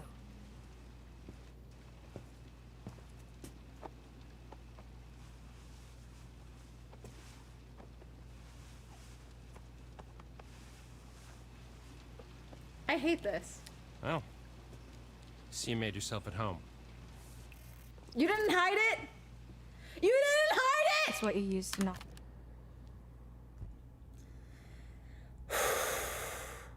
That was on me. I should have explored the room more. That was on me, because there was another button to hit, and I didn't do it. That was on me, actually. That one's my fault. I think there was another thing I was supposed to do in the cell before I went to sleep. That one's on me. But also, we should have at least taken it off our person. I shouldn't have to tell you that, Laura. You should have done that yourself. Because this, crazy. Me out with, isn't it? This is dangerous. No shit. Could you not have used that on Max last night? Maybe I'd still have two good eyes. You're too calm about the eye thing. Yes? Yes, but it's really fucking hard to do.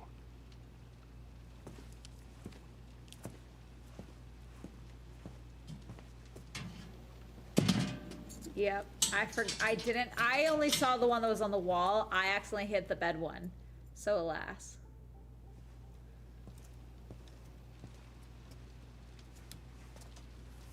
What's this? An education. Watch. They're just gonna keep them here forever now? Gave him some snazzy overalls. Does he know he took her eye?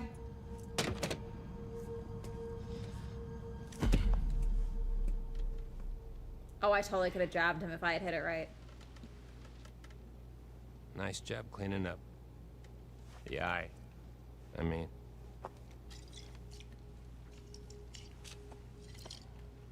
It's harder than they make out in the textbooks. You were going to vet Especially school. when nobody's helping you. You were going to vet school. You're the doctor. You were going to vet school. Animal doctor. Yeah. I know. I'm not. And I probably never will be. Stuck in here forever. You know, Just because you know doesn't mean you know. You know? I can't fucking stand you, actually. We should. I kind of want to bash this cop's head against the wall, 'cause What? this is crazy. I'm not. This isn't what it seems to be. Yeah, sure, let's speak in riddles. Let's You're keep gonna doing have that. to be more specific. Yeah, no shit. You and Max are in just as much trouble as I am. What are we talking about? My family? We didn't mean to hurt anybody. And yet, We're just trying to survive like everybody else. Do you understand? no, I don't. Not really.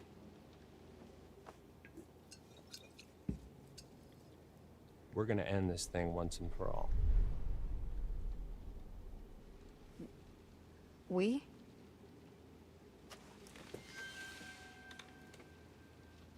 Yeah.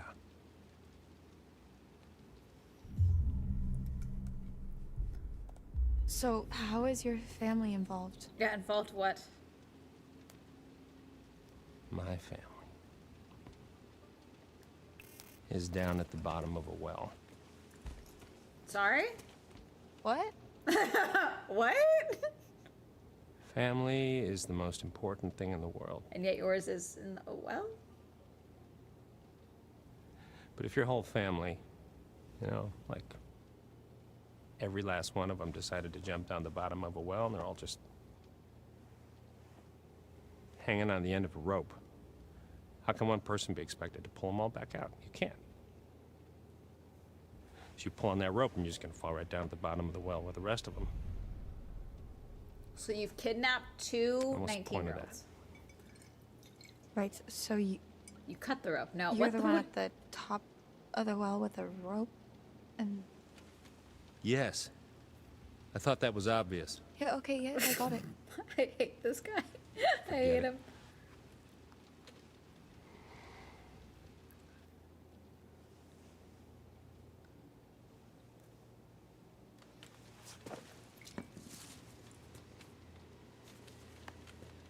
Let's see how smart you really are.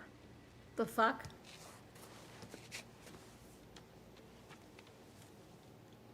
What is this?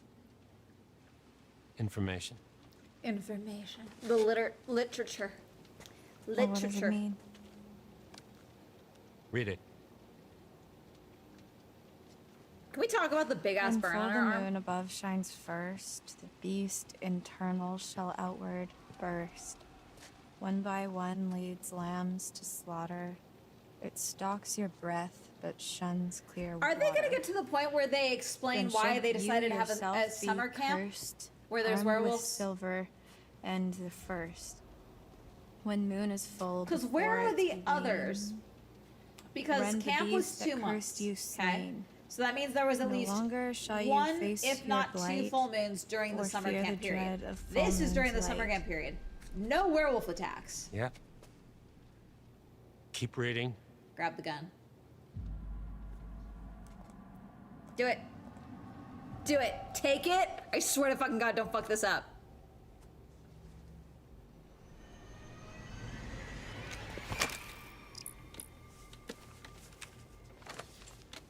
Why bother giving me the choice then? This was a game. mistake. Wait, I wanted to trust you. Give it here. Was that really me? Give it here.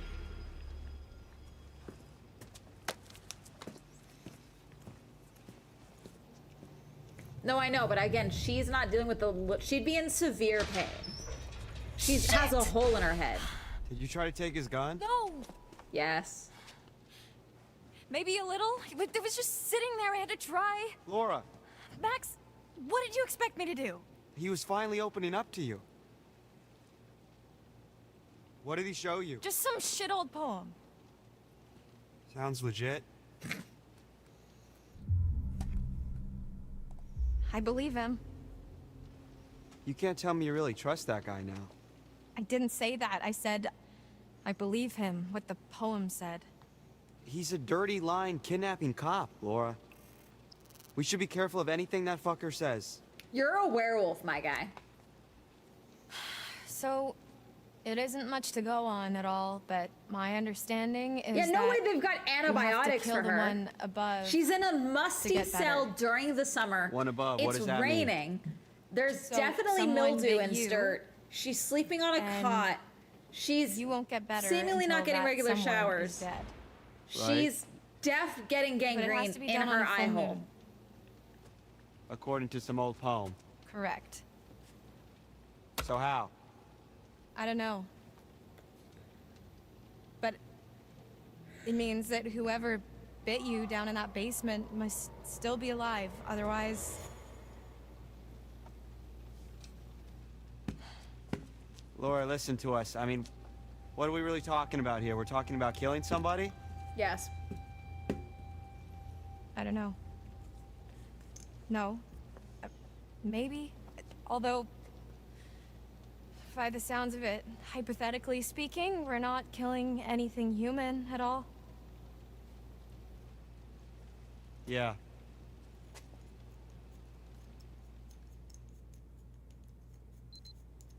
Let me in there. Oh, this is a long ass chapter. I know they're in there. Who? The counselors that didn't show up. How'd you find out? Bobby told me. Said you scrapped an abandoned car. A while back, I worked out the rest. Shit. Why? Well, why'd you think, Chris? Jesus, Travis. You're still here? That's fucked up. Fucking bit one of them, Chris. What's I supposed to do? You? What was that?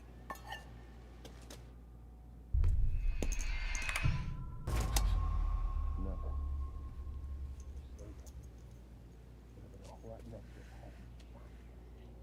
You shot me. I'm telling Mom. Thank your lucky stars it wasn't silver. What's your plan? Can't keep him here forever. I am handling Wait, so he's Maybe if you'd also done your a job, they werewolf? wouldn't have been at the camp that night. You ever think of that? If I'd have done my job, you'd all be in prison. You ever think of that? That was all Bobby and Caleb, and Are you those know it. hikers and that fucking journalist? Damn it, Travis. What are we gonna do now? So is the whole family werewolves? What about his daughter? Whatever happened to, we're all in this together.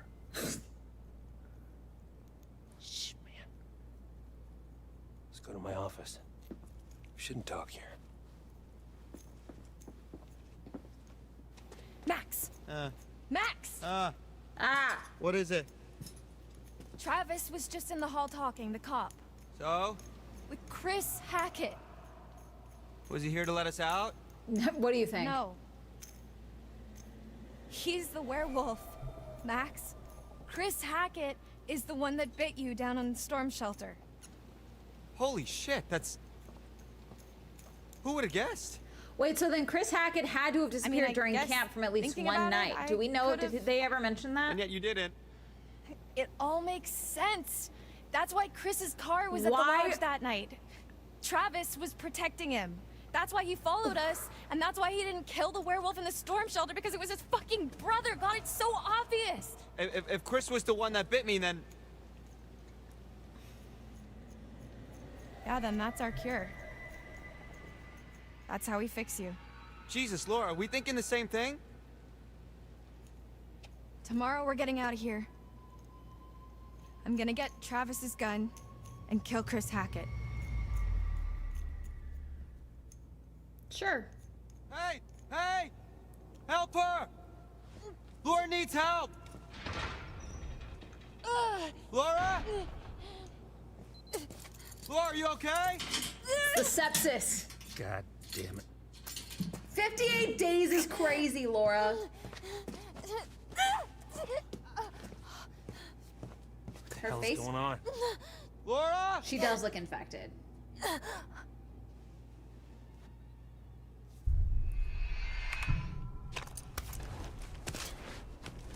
Okay, I need us to be faster than that, Laura.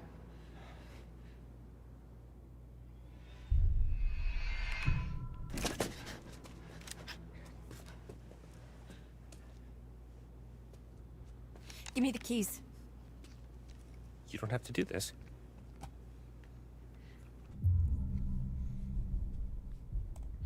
I'm sorry, but I do.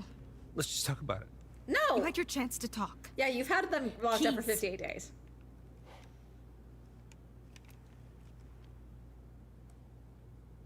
Okay. And her depth Okay. perception is off, so if she like shoots his shoulder, she's definitely killing him. Fuck. Uh-oh.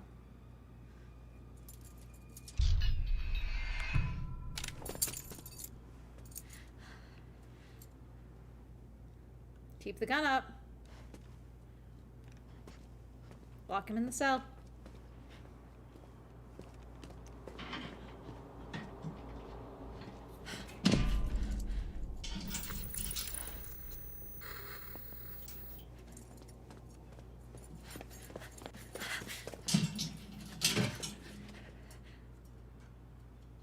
I never knew you had it in you. Oh my god, not the time! Get a move on! Come on. Laura, please think about what you're doing. What the fuck was that? You're not so tough. Why don't you take some time? Think about why you're in here. Max. Max. Nope, I'm not apologizing for shit. Get fucked. Sorry.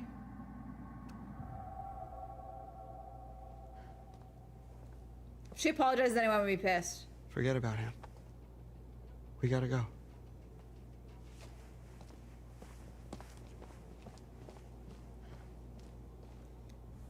See, just because his family's fucked up doesn't negate that he kept them hostage for 60 days. 60 days with very little information about what's happening to him, has not gotten her medical care, just kept them hostage to protect his brother. Yeah, I'm not apologizing for shit. Get fucked.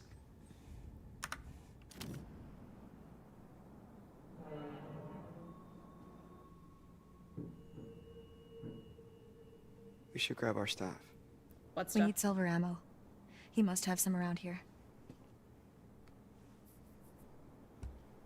Why would he have it? What is it? The hag. I thought I heard someone. No, I still can.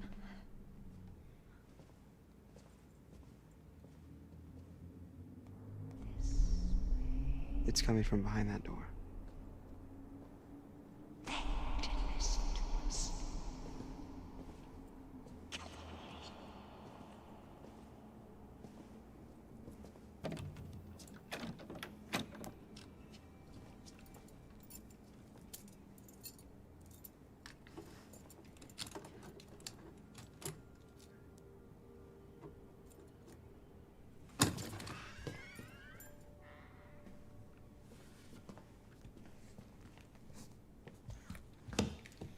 Not that There's I've nobody seen. in here. But I'm assuming the hag, because so the hag ran a traveling circus. These two, or Laura found a monster boy cage early on in the game. So I'm assuming the hag is the one that was her traveling circus. She had like the creature, like the man that turns into a wolf. He escaped. And then kind of started this rampage in this quarry in the past. And so now the family is now passing this on because they're stuck with it, basically. That's my assumption. He makes them. Anarchy! What is it? Shotgun shells. You're ditching me for the baseball game. How Loads of dare you? silver. That's where he was last month, hunting. You're fucking lying. Not another one. Anarchy's ditching me for a baseball game, which is devastating. How dare she? VTubers, hold on. What do you mean there's another VTuber agency? I DM'd you. Okay.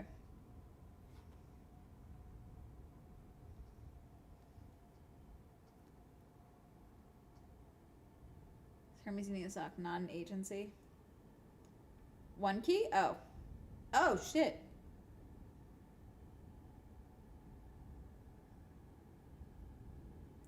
$40,000 was stolen from me, causing me to shut myself into my house again and overwork like crazy all year from the start. This has been a truck to the gut and nothing feels like it's going my way. Debuts, friends, events, etc. Universe, just throw me a bone, please. This $40,000. And we're not suing people. God.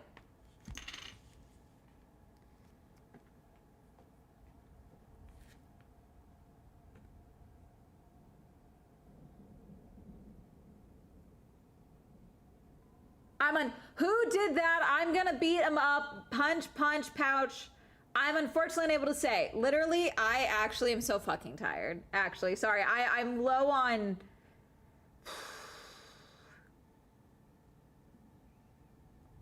On Key is one that I saw yesterday that Anarchy sent, or Saturday Anarchy sent me.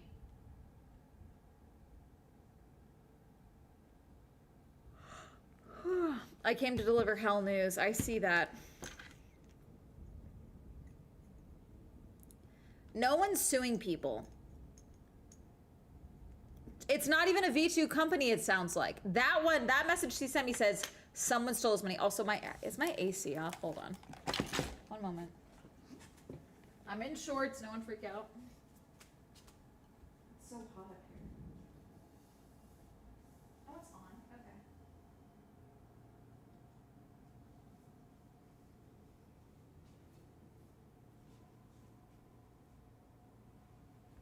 Oi. Okay. I don't even think it was a VTube company. It was already wild. They tried to make a name that sounded like Off-Kai before moving to On-Key. I think it's Kinetic Fusion. What the fuck is Kinetic Fusion? Send to follow up. Okay. Oh, this is from yesterday. I am no longer represented by Kinetic Fusion and have been operating myself for a while now. No, so she's saying for a while now. I'm assuming it's not Kinetic then that took the money. And again, guys, if your management steals money from you, if you have a contract, fucking sue them. If you did work and they are withholding funds, sue them. I am sick. You can file a lawsuit as you're doing business as. You can protect your identity. Also, if it's your fucking management, they already know your identity. Fucking sue someone. God, I'm sorry. I really try to be compassionate and patient, but this keeps happening and too people are getting away with it, and it's too much in the creator space. If you are being tens of thousands of dollars, sue someone. File a claim. Anything. That way, at least when they get Googled to do business in the future, your shit pops up that they've been sued for stealing money, okay? On-Key is an event. Okay, back to this. Anarchy's ditching me to work on a cosplay when she already said she would go with me to the game. No, seriously, Anarchy, I'm actually having trouble finding people to go to the game. Can you please come to the game? You're ditching me and you already said yes! Well, I guess I won't be needing this anymore. No, keep the gun! Hey. Keep the gun. I just realized something. We're free. Do it during the day and then come with me. It's one night. It's a Tuesday night. Come with me to the game. No, Max. We're not free until Chris Hackett is dead. And it doesn't look like we've got much time. I know, you're right, but let's just take the win for now, huh? We'll celebrate when it's over. Pause the wig and come and get cookies with me.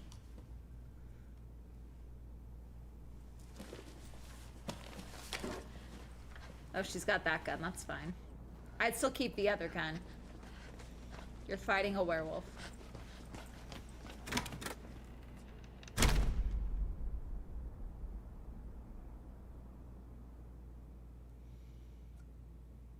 Bye. And I made my way here to camp. Left Max at the island. Seemed like the best place for him, surrounded by water and all. So that's the one that that's the story. M found. And I'll jump in at the same time. Wait. The island? Like our island? Like the one in the lake? Yeah, why? Because Jacob, he went back there looking for Emma and he hasn't come back yet. Neither of them has. Oh, shit.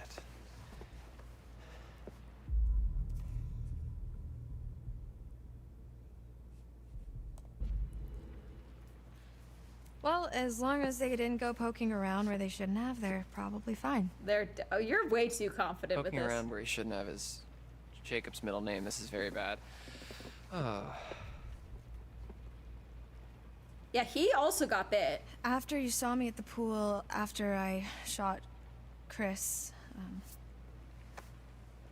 I went back to the island expecting Max to be back to normal. But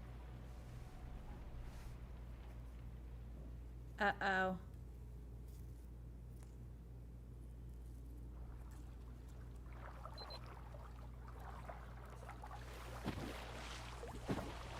Where did we get the bitchin' jacket?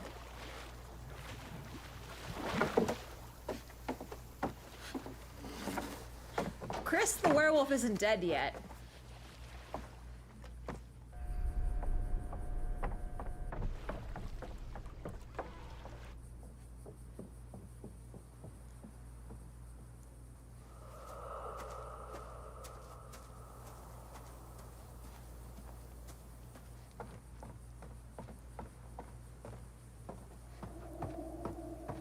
Max? They're actually the supernatural people, the podcast people. Max!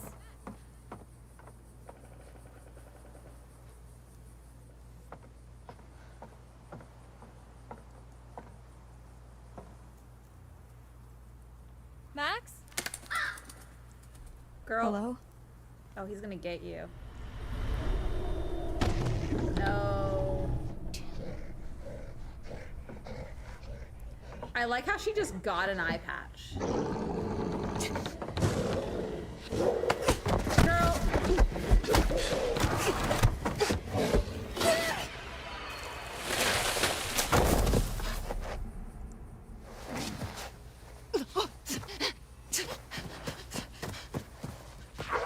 Oh, he's gonna get you, girly. Run.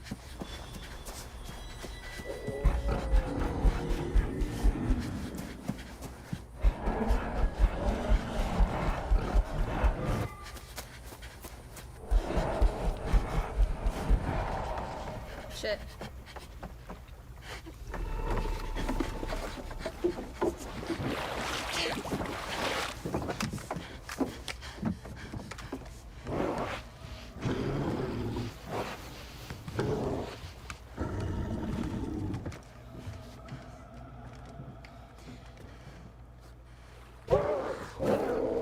Mermaid. He wants to play mermaids. That's her gun. She left it down there. So the werewolf I killed can't have been Chris. That wasn't a werewolf. It was Haley Hackett, Chris's daughter. Whatever I shot, that was no girl. Unless, I guess, it turned back after I shot it when I went to the island. Wait, so They're all how werewolves. come Max didn't kill you then? He tried. I was faster. Bullshit. What's the point? Girl, you're pissing me off now. What's the point of giving me the We don't choice have much then? time.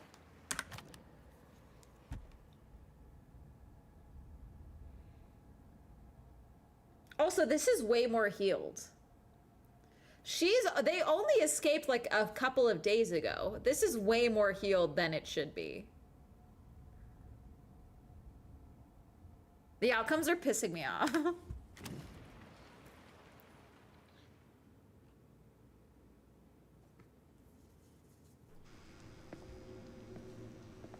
Hello?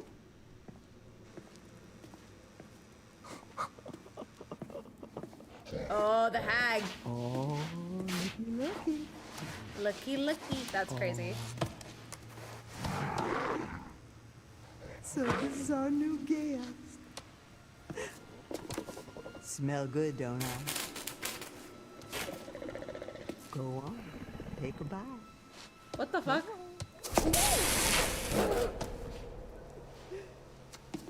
Dumb fucking animal. Is this a weird fetish thing for you, lady? Let me go! Let me fucking go! Get your hands off me! Please let me go! Okay? I didn't mean for this to happen, please! Please! Oh my god, why aren't you answering me? Oh, is your money that you want? Cause my dad's got money. Like lots of it. I mean, not really, but you could get some. Probably. Please, just let me go, please. I'm so sorry. Oh, Jesus Christ!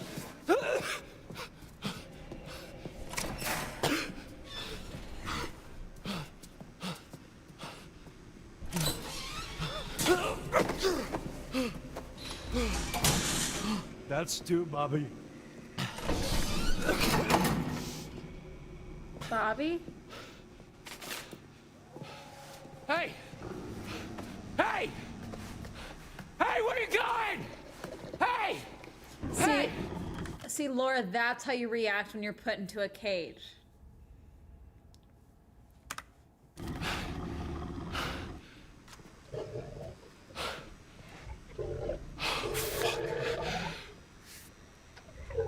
Oh, shit. So is that Max? No, it's not Max, it's older. So wait, then who the fuck are these guys?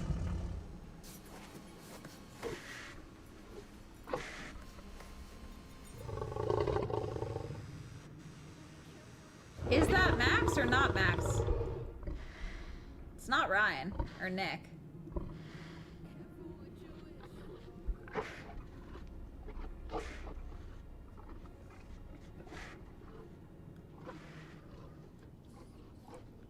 That's the basement.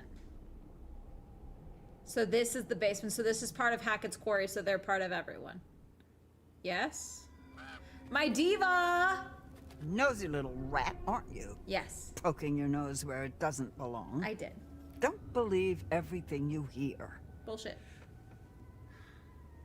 Anyway, here we are again.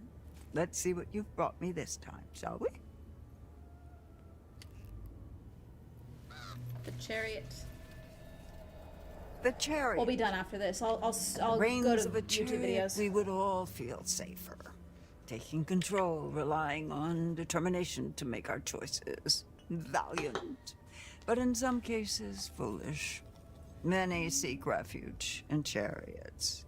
But perhaps in some cases, they're not as safe as we think they are.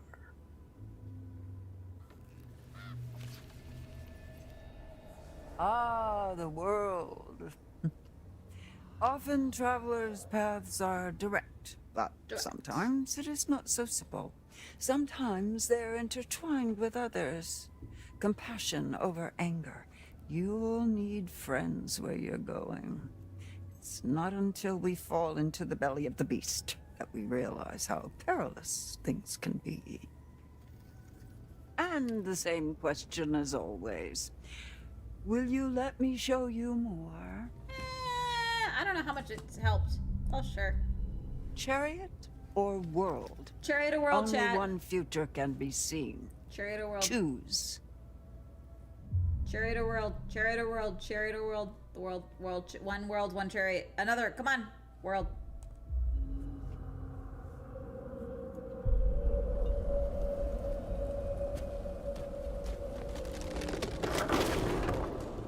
Okay, well, that was stupid. You'll be seeing me a few more times before the night's over.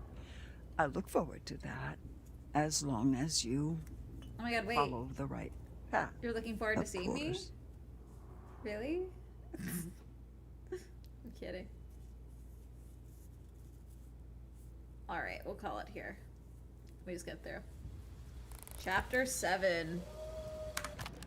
Alright, confront Laura. No, we're gonna quit to the main menu. Yes. And then we're gonna call it. And then we're gonna stream. We'll game. I mean, we won't game. We'll yap. But I'm gonna go use the bathroom first. So I'll be right back. We're gonna do a little intermission. I'll be back.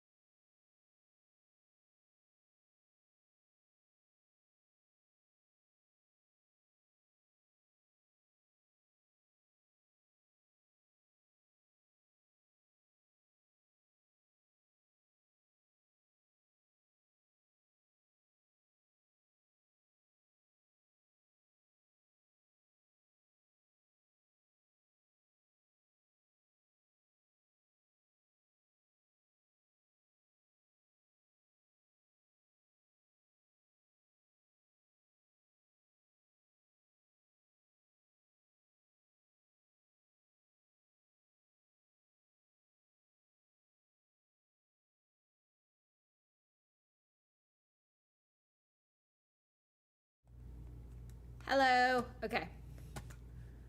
Let's see. YouTube. Let's see. Also, some people are annoyed. I think it's... So they're changing the threshold to get into the creator program on YouTube. And some people are annoyed about it. Some people...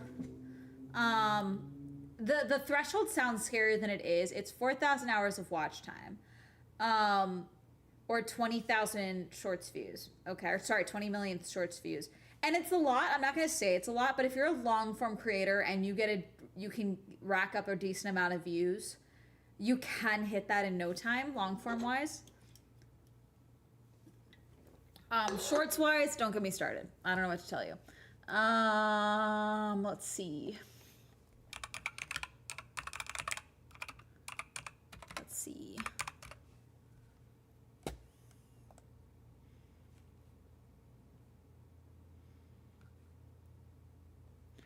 Still no real videos here. Bizarre bug.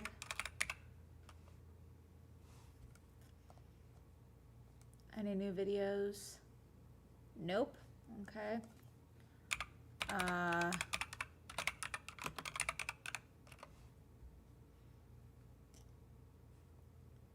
Chilling scares.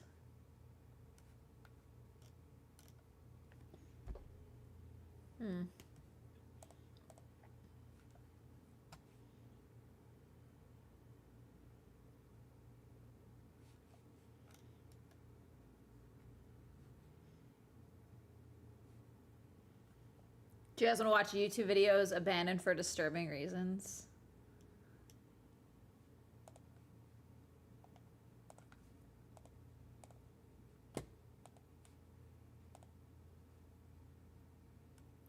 Let's see. It's been like that for a while. No, started a side channel in 5 months and 5,000. Yeah, no, 4,000 has been the case since like 2016. They are changing it. Starting February 1st of 2027, you will need to have 8,000 hours of watch time. And it's going to be 20 million views for shorts. Alexander Dean was a 24-year-old aspiring bodybuilder living in Belgium who spent nearly 2 years documenting his fitness journey on YouTube. His channel was small, with most videos only reaching a few hundred views, but the goal behind it was clear. Alex wanted to build a career around bodybuilding. So, like many fitness creators, he uploaded workout routines, training sessions, physique updates, and dieting content. At first glance, there was nothing unusual about him or his channel. There were no public controversies or viral moments, and nothing to suggest it would one day become connected to one of Belgium's most disturbing criminal cases. Sorry? One upload, however, stood out from the rest. Was he killed? In a video titled Alex Dean Rant, Daily Thoughts, Future, uploaded on July 20th, 2017, he discussed his plans for the future. In it, he discussed his life ahead, mentioning that his plan A was bodybuilding, but he also had a plan B, which, in his words, didn't look pretty. So yeah, right now I'm just not sure what to do with everything, you know? Like, normally I would not have a plan B. This is my plan A. You know, the store and everything and bodybuilding. But you always gotta have plan B. But my plan B does not look pretty. So... A few users noticed him to be unusually down and expressed support in the comments. But after that exchange, the channel carried on as usual.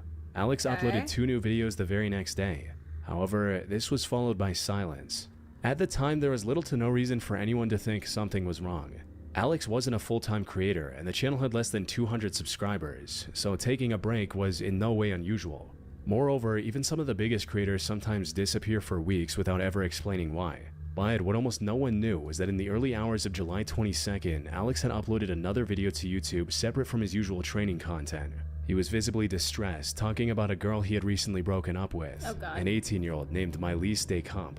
The video has since been taken down, but at the time, sitting on a channel with a very small audience, it went virtually unnoticed. Alex and Milese had been together for around a year and a half, but by the summer of 2017, their relationship had come to an end, and Alex struggled to accept the breakup. After several unsuccessful attempts to convince Milese to come back, he began to spiral. He started following Milese everywhere. He showed up at her workplace, lurked around her family's property, and confronted her at her neighbor's house. Milese's parents reported all of this to police multiple times, including calls to emergency services. 2 investigations were opened into his behavior, but Alex was never once taken into custody. When Alex's attempts failed to move Milese, his desperation turned into a dangerous obsession. On July 24, 2017, Alex traveled to the home of a 39-year-old amateur photographer named Jeroen Verstra. Jeroen had taken suggestive photos of Milese in the past, and Alexander had been unable to let it go. He later claimed he believed the photographer had physically harmed her, though the court would ultimately question whether that was true or whether the whole thing came down to jealousy. Alex broke into Jeroen's home and waited for him to return. When Jeroen arrived that evening, Alex ambushed him, held him captive for hours, and ultimately killed him. Jeroen's body was discovered the following morning by a colleague. But by then, Alex had already fled the scene, leaving behind no evidence that could connect him to the murder. The next day, on July 25th, Milese came home to her family's house and noticed a shadow moving inside. She'd been through this enough times to know what it meant. She hid in the bushes outside and called her mother, who was away on a trip, and told her she was certain Alex had broken into the house again. Unable to get there herself, her mother asked Milese's grandparents, who lived nearby, to go to the house. When the 3 of them went inside, they found Alex already waiting. At gunpoint, he forced them to sit at the table before making a chilling declaration. "I did it yesterday, I'm doing it again today." Only later would investigators realize he was confessing to Jeroen's murder in real time. What followed was a tense, drawn-out conversation at the table. Milese's grandfather told him to leave his granddaughter alone and that no one needed to get hurt. Throughout this time, Milese's mother had been calling the house repeatedly. At one point, she reached the landline and Alex picked up. She told him the police were on their way. She also called a neighbor to check on the house, but Alex slammed the door in his face and the neighbor ran to call the police. Shortly after that call, Alex attacked. Unfortunately, by the time police arrived, Alex had already fled the scene, leaving behind Milese and her grandparents lifeless on the floor. A man who, just days earlier, had been known only to a handful of people as a small-time fitness YouTuber was now the most wanted suspect in one of Belgium's most disturbing criminal cases. A nationwide manhunt was launched, and the next day he was arrested at a supermarket. As the investigators pieced together the previous 2 days, it became increasingly clear that Alex had been planning this depraved crime for several days. In a text conversation with a friend sent before the murders, he had written that he was about to do the dumbest thing he'd ever done, and described ending Milese's life as a way of protecting her, saying he'd rather protect her forever by hurting her once. Looking back, his sudden disappearance from his YouTube channel wasn't a break. It was the point where his obsession and insanity, which he hinted at in Plan B, moved off camera and into real life. In May 2022, nearly 5 years after the murders, a Belgian jury found Alexander Dean guilty of murdering Jeroen Verstra, Milese de Camp, and her grandparents. He was sentenced to life in prison. Yet, his YouTube channel was never taken down, and to this date, his videos are available online as an unsettling record of a young man's descent from ambition into obsession, with one upload where he publicly confessed his intentions days before committing the horrific crimes. On February 20th, 2019, a teenager from Uckfield in England named Mark Williams made a YouTube channel to document his love for parkour and urban exploration. Although the channel started as Rooftop Legends, then changed to RoofTube, Mark eventually... I remember that Shamrock. That was an iMovie thing, wasn't it? The Shamrock thing? That was an iMovie like preset, was it not? For like a title? Actually settled on the name Displace. In his initial videos, Mark was accompanied by his younger brother as they visited different sites in the area. And even from those first uploads, 2 things are immediately clear. One was that this wasn't a harmless hobby. Whether he was scaling rooftops or being chased off by security guards, every upload showed that what Mark was doing carried real risk. Yeah, she must be calling the police. Straight up there, run! No! Oh, wait. The other was that Mark genuinely loved what he was doing. The effort he put into filming, editing, and documenting each adventure made it obvious that this was something he was deeply passionate about. But Mark was also a teenager who wanted more than anything to find people he could fit in with. Years later, his mother would describe him as someone who craved friendship and was far too trusting of the people around him. Yeah, we've talked about This that guy detail would before. eventually become one of the most heartbreaking parts of his story. When his younger brother gradually stepped away from the channel, Mark's uploads grew inconsistent, and slowly his regular posting schedule fell apart. Then, on November 1st, 2020, Mark uploaded a video titled "This Place is Returning," explaining that he'd bought an action cam to film properly and was committing to a regular schedule again. I promise you, this place is coming back. I'm getting a new action cam. And I'm gonna hit some serious videos. Not like the ones I used to do before, I mean proper ones. I'm just getting myself back in shape again. Especially during the night as well, no one can see me up here. He also mentioned that the reason he'd been away was that he'd applied to become a police community support officer and had been rejected. Sorry about the long time. I applied to be a PCSO for some reason and I got rejected, so now, you know, I'm coming back full on. Oh gosh. Properly coming back, right. True to his word, Mark started posting consistently, at times sometimes posting 4 or 5 videos a week. As the channel gained some momentum and built a small audience, some viewers started watching him regularly and even wrote in to suggest where he should explore next. Among those admirers was 19-year-old Lewis Ashdown. Lewis shared Mark's love of parkour and filming and commented under one of Mark's videos that he was from the same area and would love to meet up and film together sometime. That day came on the 9th of December 2020, when Mark posted a video exploring Uckfield's water treatment plan, joined for the first time by Lewis. Hi guys, I'm back here with Lewis, and we're going to do the water treatment facility in Uckfield on the industrial estate. The two got along immediately, and from that point on, Lewis became a regular in Mark's videos. But not long after, Mark took another break from the channel. He explained why in a live stream, saying he was feeling discouraged. I am not sure where my channel is going to go. I don't know if I'm going to keep doing these videos. I don't know if I'm going to be doing different videos or whether I'm going to stop completely. At this point in time, I don't know.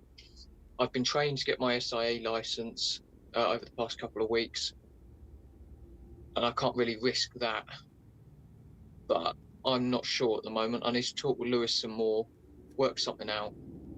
However, during this stream, Lewis joined under the username AdmiralUnknown1499 and started pushing Mark to keep going, throwing out ideas for future videos and suggesting new spots to film.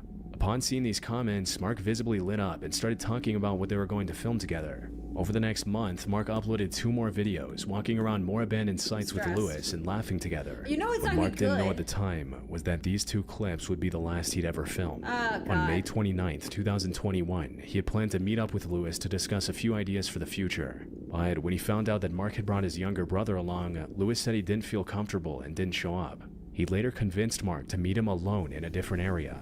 The two ended up drinking together. Why? And even though Mark rarely drank, Lewis kept pushing him to have more. No. At 11:30 p.m., Mark called his aunt to say he was on his way home. She could hear Lewis in the background, telling her he'd make sure Mark got back safe. But Mark never made it home.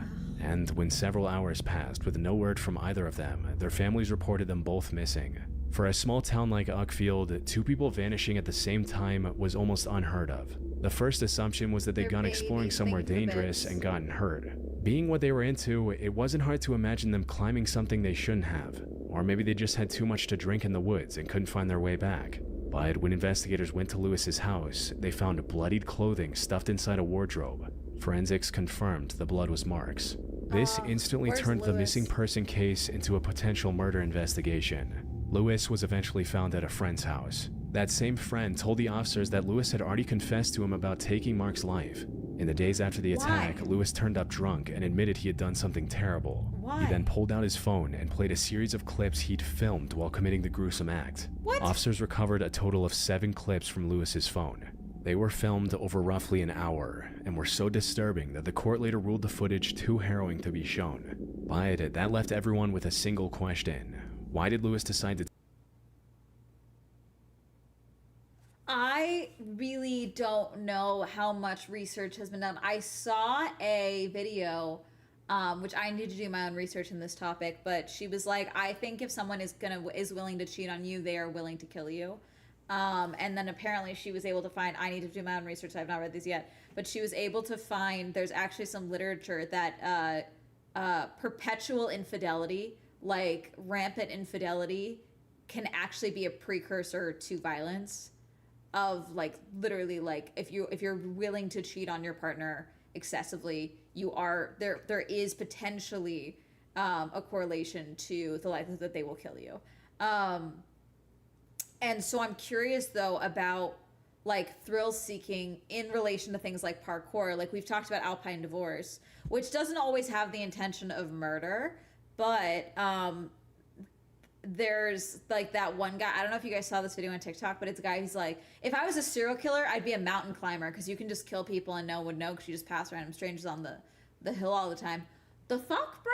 Actually, I need to check your hard drive in your basement, actually. I'm not convinced you don't have anyone locked up. But like, I'm curious about like rampant thrill seeking and the, like that guy that made the submarine that was trying to go to space, how he killed the journalist. Like, that was another instance of someone who was like an excessive thrill seeker in adventure, and he wanted to kill someone. Like he fantasized about it.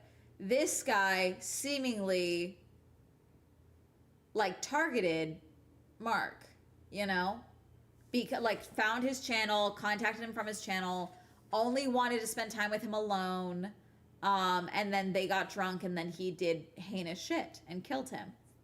One of my old coworkers that was constantly cheated almost ran over his ex-wife in a fit of rage. Yeah, that's psychotic. Do we think he was obsessed with him because he had a channel first and then Lewis found him from that? I mean, maybe. It also could be just a sense of targeting of like, oh, I could get away with this because he's already doing like crazy shit. But I don't know. To take his friend's life. The easiest explanation was that the night just went wrong. Mark almost never drank, and he'd... The night just goes wrong, but he did heinous enough shit that they won't show it in court. I don't think that's just going wrong. I could be wrong, but I don't know. Spent hours in the woods getting heavily intoxicated with someone he trusted. And considering how easily alcohol can turn an ordinary evening between two young men into something ugly, it's not hard to imagine how a simple argument or a shove could have escalated into real violence before it spiraled out of control. But the issue with this theory is that Lewis had specifically made sure Mark met him alone, which made the attack look less like a sudden drunken argument and more like something he may have been planning for some time. There was also the question of jealousy. Over the previous months, Lewis had worked his way from a stranger in the comments to a regular in nearly every video Mark made. But it was always Mark's name. See, and this is why I have rules for myself. I've also was looking into something about women stalkers as well. Stalkers who target women. They're actually more likely to do shit to you past like murder and assault. Like because there's usually a believed grievance in some regards to it. Like they believe that you took their life, that you don't deserve what you have, that you've stolen what you have, things like that. So they're actively more likely to do shit to try and ruin your life. And this is why I have rules. On the channel, Mark's audience, and Mark that people were watching for. So it doesn't take a lot of thinking to imagine resentment festering beneath that on-camera friendship. Both these theories were reasonable to some extent, and both, at the very least, gave the killing something that resembled a reason. But both turned out to be wrong, because Lewis later told people that Mark, quote, annoyed him and deserved to be killed. He said he felt good doing it and didn't want to stop. The judge who sentenced him said we may never fully understand why he did it. Lewis He's deeply unwell? Pleaded guilty to murder in 2021 and was sentenced to life in prison with a minimum of 27 years. At sentencing, Mark's mother told the court that all her son ever wanted was a friend, and that he was too trusting of the people around him. I think something also, people forget how isolating content is. And also just like how many people just start doing content because they want a hobby, they want to share their hobby. Maybe they want to make money doing it, but a lot of people just start posting to have something to do, you know, and maybe find community or give people community. And so he thought he found a friend. He thought he found someone who was excited to do what he wanted to do after his brother stopped wanting to do it, you know? And he trusted him really fast probably because of that. Enough to put him in videos, you know? That's awful. That trust is what cost him his life. To this day, his channel is exactly as he left it. And all the videos with Lewis still show the same sense of friendship. Only now, viewers know what Lewis's intentions had been the whole time. Yeah. I think there's no way he didn't. I think there's no way he wasn't targeting him at this point. In April 2013, 31-year-old Jared Miller created a YouTube channel to keep what was essentially a digital diary. Most of the uploads were of Jared filming his two cats, Leonardo and Oreo, as they played with each other. Leonardo and Oreo! Look at the They're kitties! so cute. Oh, on the way over to Midsummer Scream yesterday, obviously I didn't go in, but there was a guy, he had a cat little resting on his shoulders, and someone walked up and was like, hey man, how'd you get him comfortable with doing that?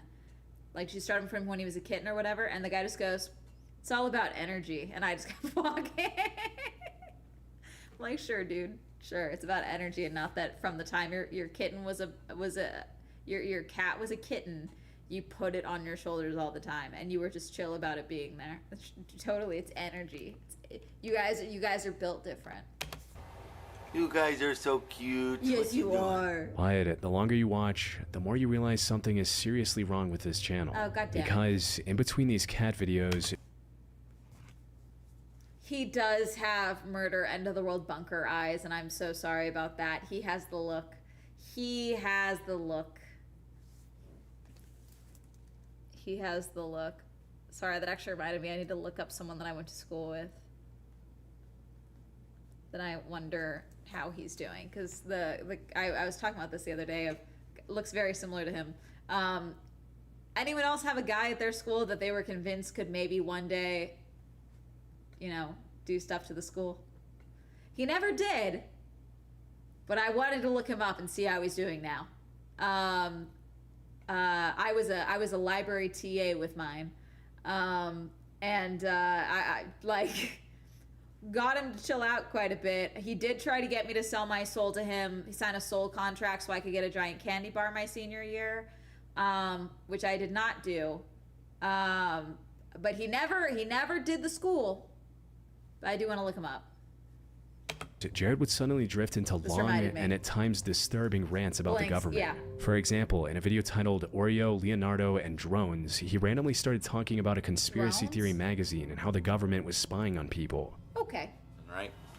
Oh, is he a gang stalking guy? Check this out. This is quite disturbing. Okay, question though, side note. How real do you guys think gang stalking is? Because part of me, especially in this administration, part of me thinks that it is real, but most people that think they're being gang stalked, I do think are experiencing psychosis. You know what I'm saying? Gang stalking is a phenomenon where, like, literally you are being surveilled. Like, all local law enforcement, federal, state, all of that is surveilling you in some capacity, is the concept behind gang stalking.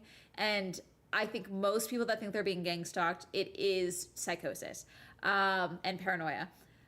However, I do think, especially with Flock and everything, we have seen, like, look at the people that were very vocal and active during the Black Lives Matter protests.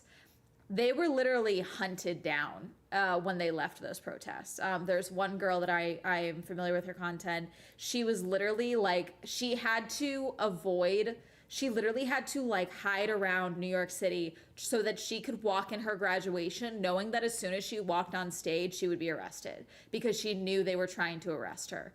And they did, literally. She was like literally being hunted for the week leading up to her graduation. She was able to walk across the stage and get her diploma and then was immediately arrested because of, you know, her being active in the protests. No group worth their salt can afford to dedicate teams of people for someone who is essentially a nobody. Yeah, see, I don't think it's like Tom down the street.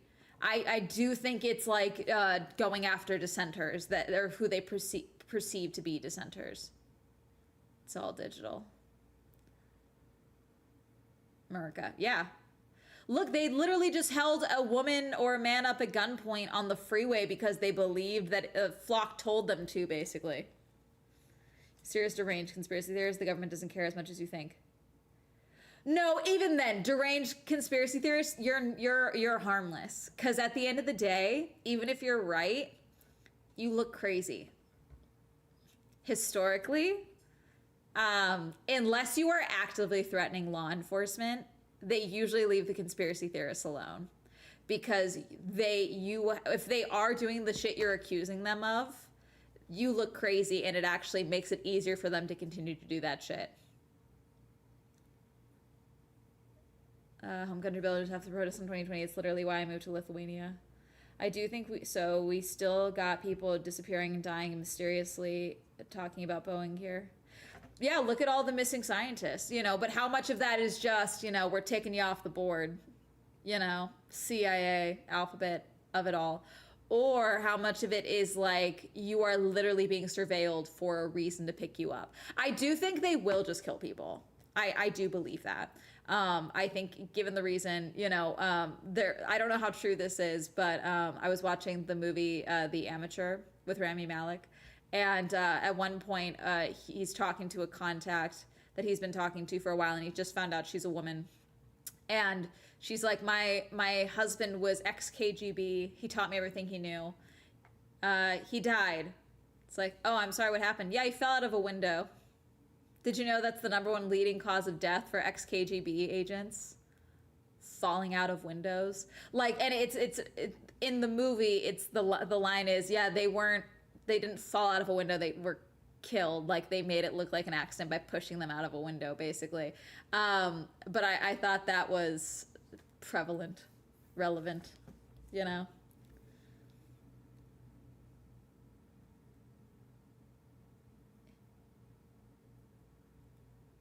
Reminds me of those clips of young models screaming in the streets about Epstein Island and then mysteriously disappearing immediately after. Yep. Like pointing a camera at a passing plane and saying they're being surveilled. Yep. It's like, no, you're under a flight path, girly pop. Why we get crazy versions of real conspiracy theories, QAnon, Pizzagate, Epstein files, etc. Exactly. And again, you look at as well, like I think also phones have made this more prevalent because reflexively, if we see something out of the corner of our eyes, we look, okay? And that's, I think, really added to the gang stalking, like, psychosis. Because imagine I'm filming in my car and I'm talking, I'm like, look, they're watching me, watch this guy right here. And I'm talking to my phone. A guy walking by might reflexively look if he sees movement inside my car.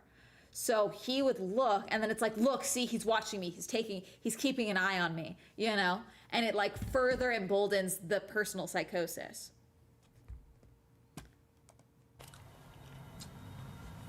It says drones. Are they watching you? This is a whole magazine. Respectfully, probably. On drones. Whole magazine about it. No ads. All about drones. So are they watching? Gang stalking and being stalked are two very different things, though. You know, I think gang stalking as a phenomenon is much more widespread.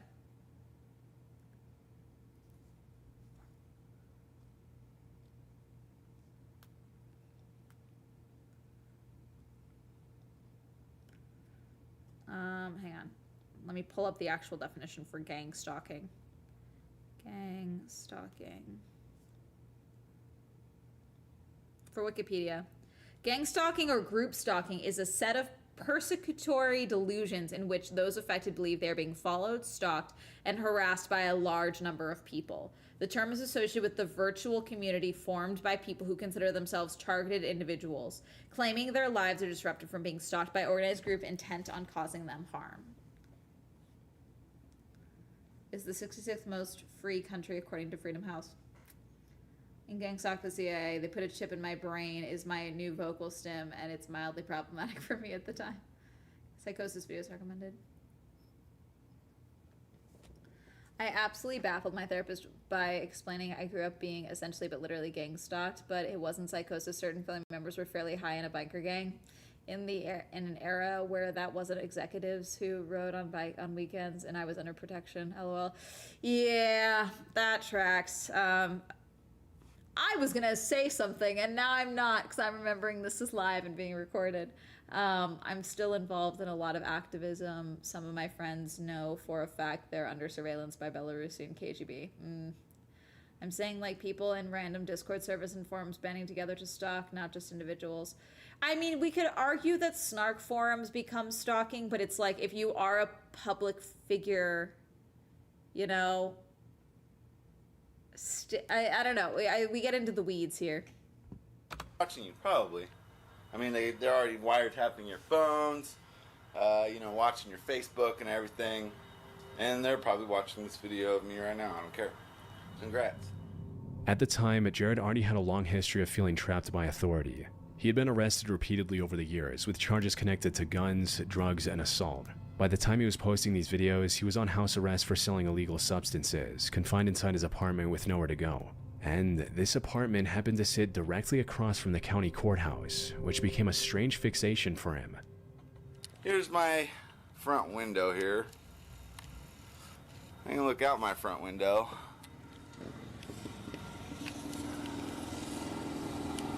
And you look a little closer. There you go, right in the middle of that frame. That is the courthouse. Oh God. It's a beautiful building, even though it is a monument to authoritarianism. You gotta go get your marriage license. You gotta go get gun permits. Whatever it is, you have to go down to that big stone structure monument to tyranny and submit, crawling and groveling on your hands and knees. Oh, give me permission to do this. Give me permission to do that. To any viewer randomly finding this video back in 2013, it may have sounded like just another obscure anti-government rambling buried somewhere on YouTube. But when you watch these uploads together, they start to feel like a record of Jared's thoughts tightening around him. In July 2013, he posted a series of videos of him speaking directly to his wife, Amanda Miller, while also crying about how much he missed her as he served his time. But even in that emotional state, his obsession found its way back in, as he blamed the misery in his life on what he called the New World Order. Once his sentence was over, Jared and Amanda left their home in Indiana and headed west in early 2014. They first settled in Las Vegas, where they tried to make money by dressing as characters for tourists. Amanda performed as Harley Quinn, while Jared often dressed up as the Joker. Jared would also use the same Joker costume to make more videos for his YouTube channel. Oh God. I'm the Joker, and I'm running for president because year after year I've watched you Americans. In the video, Jared pretended to run for president, promising his viewers total and utter tyranny while treating the destruction of the country like a campaign platform. You will know exactly what you get. Total and utter tyranny. I want to make everybody submit to one world order governance under my rule. See, but we have to treat this. You wouldn't assume this dude is like telling what he actually believes. He's playing a character. Not these pathetic little puppets they got right now. No, seriously, just vote for me, America. He grinned through the whole thing and called it tyranny on a madman scale, selling mass violence as if it were a joke his audience was in on. Though the video was meant to be satire, no one watching at the time realized it also foreshadowed the horrific things these beliefs would eventually push Jared to do. And in April of 2014, he finally found a place where those beliefs seemed to have a purpose. He and Amanda traveled to the Bundy Ranch standoff in Nevada, where armed protesters had gathered against the federal government over a long-running land dispute. For Jared, this looked like the beginning of the revolution he'd been waiting for. But even there, surrounded by armed anti-government protesters, Jared and Amanda stood out for the wrong reasons. Before long, they were asked to leave because their views were considered too radical, even by people who had already taken up arms against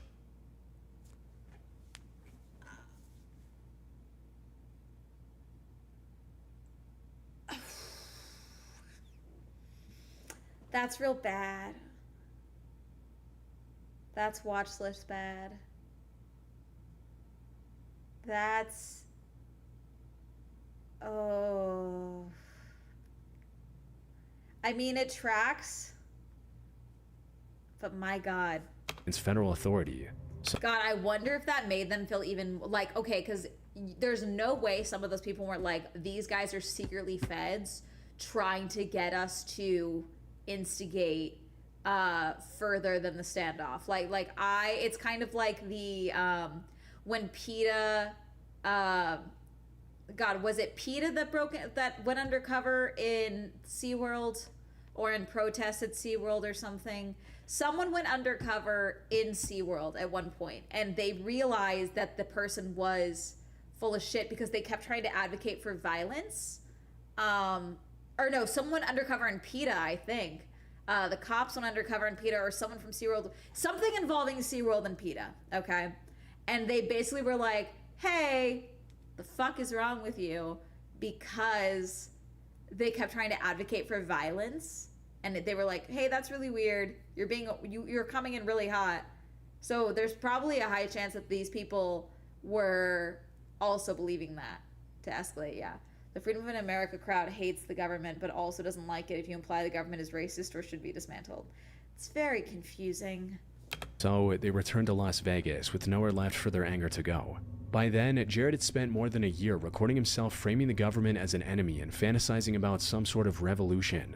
And on the morning of June 8th, 2014, they tried to force that fantasy into existence.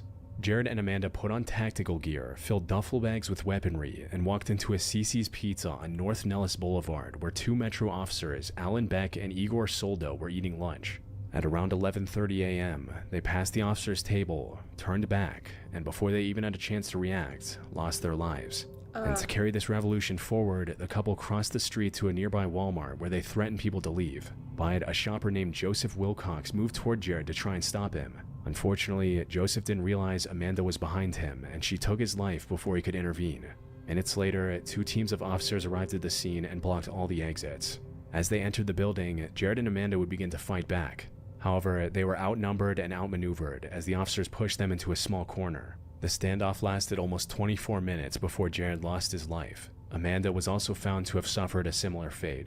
But even after all this, investigators still didn't fully understand what Jared and Amanda had been trying to achieve. That part only became clear when— See, y'all, I might be a nut, but I could be way fucking worse. I have my wits about me. I have empathy. officers searched their apartment and found a detailed plan to ambush a courthouse, take it by force, and wreak havoc on the officials inside. Crazy, and suddenly, Jared's old video about the courthouse outside his window felt less like a meaningless rant and more like a blueprint he'd been filming in plain sight. Yeah. The tyranny he promised in Even Joker the way makeup he was as a joke turned out to really, be more real than really anyone watching ominous. earlier could have imagined. So, while the attack ended inside a Walmart, the warning signs had been sitting on his YouTube channel for more than a year, slowly building toward a horrific tragedy that took 3 innocent lives. Mitchell Dang was a 25-year-old woman from Norcross, a quiet suburb just outside Atlanta, Georgia. She was born into a Vietnamese family and still lived at home with her parents and 2 sisters. After finishing high school, Mitchell worked several different jobs before eventually becoming a lash technician at a local boutique. Outside of work, she also had a small self-titled YouTube channel, which would end up being— I know this story, I think. So if I think this is the one I think it is, she's alive. I believe she's the one that helped her boyfriend clean up after a murder. I believe. I don't know for certain. Watched for the most unsettling reasons. Most of her videos were about makeup. No! This is the girl that was killed in the nightclub. I think she was killed in a nightclub. Sorry. This might be nightclub. Oh, gosh. Online shopping, vacations, and occasionally vlogs from her everyday life. It was just Mitchell documenting small pieces of her life and sharing it with her small audience. So, on Saturday, August 26, 2023, when she posted a vlog about getting ready for a concert at Alley Cat Atlanta, there was nothing about it that seemed out of the ordinary. This case is awful, especially the way the security guard that found her body is awful. It is that one. She was, I believe, naked and shoved under a stairwell in a parking garage. I believe the security guard smelt something and went to see what it was. It's awful. It's an awful case. Shirt, and then I'm wearing a black mini skirt. I'm just going to go and dance my heart away. She was showing off her outfit and looking forward to having a good time. But unfortunately, this wouldn't be the case. After having dinner with her family, she left home and drove into downtown Atlanta, only to never come back home. At first, when she hadn't returned by the next morning, her family wasn't particularly worried. She was 25 years old, it was a Sunday, and crashing at a friend's place after a late night out wasn't unusual for her. But when Monday came and went with no word, her family started fearing the worst. And a couple of days later, that fear was answered by a police visit. Because on Wednesday morning, someone else had found Mitchell first. At around 7 a.m. on Wednesday, August 30th, a parking attendant was cleaning a downtown garage when he noticed a foul smell drifting through the structure. He followed it toward one of the stairwells, and hidden deep beneath the stairs, he found the remains of a young woman. He called the police immediately, but it was difficult to identify her right away. The only thing they had to work with was a small detail on her right wrist, a wristband from Alley Cat Atlanta. This helped officers identify the victim as Mitchell, who had been missing since the night of the concert. But identifying Mitchell only made the scene more confusing. Officers couldn't find her car anywhere inside that garage, so they now had to figure out why she ended up in a building she had no clear reason to be in. Officers combed through hours of grainy surveillance footage from the area, and the one thing that finally let them pick Mitchell out of a crowd was the very outfit she modeled for her viewers just hours earlier in her cheerful vlog on her channel. At some point after the show, Mitchell had gotten separated from her friends and was walking alone, struggling to find her car while she was visibly intoxicated. That's when a stranger approached her and offered to help. At first, she tried to wave him off, but the man kept following her and insisting that he could help, until eventually Mitchell allowed him to walk with her.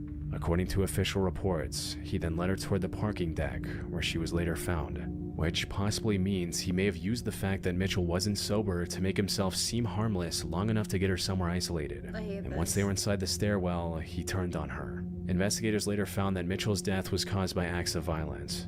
Afterward, investigators used the same surveillance footage, along with transit records and other evidence, to identify the man as 24-year-old Jacavius Arnold and arrested him on September 22nd. But even after his arrest, they still didn't understand the full extent of what they were dealing with. According to police testimony, Jacavius admitted that Mitchell was not his first victim. He described approaching other vulnerable women at night, presenting himself as someone willing to help, before turning on them the moment they were isolated. Jacavius Arnold was later found guilty and sentenced to life in prison. As for Mitchell's family, the video she had uploaded on her channel to share her excitement for a night of music became the last recorded memory of her life.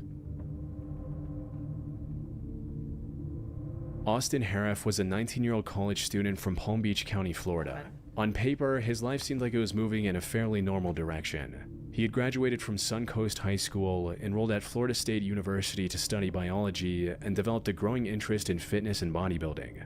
Then, in March 2016, he launched a YouTube channel called A Frost, where he began uploading videos of his workouts and fitness journey. His first upload was a straightforward guide about dieting and weightlifting, aimed at anyone hoping to get in shape.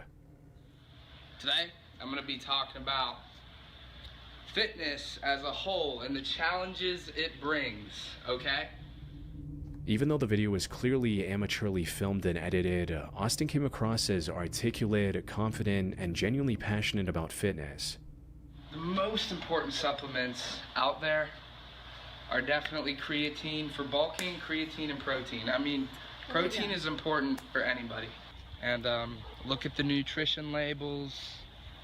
If they don't have it on there, enter it in yourself. You know, you gotta stay dedicated if you want to be the best. Nothing in life that's easy is worth having. But that first video would end up being the most normal thing Austin Harif ever posted. Almost immediately afterward, the channel took a completely different turn. What? Instead of continuing with simple workout advice, Austin started uploading rap music under the name Austy Frosty.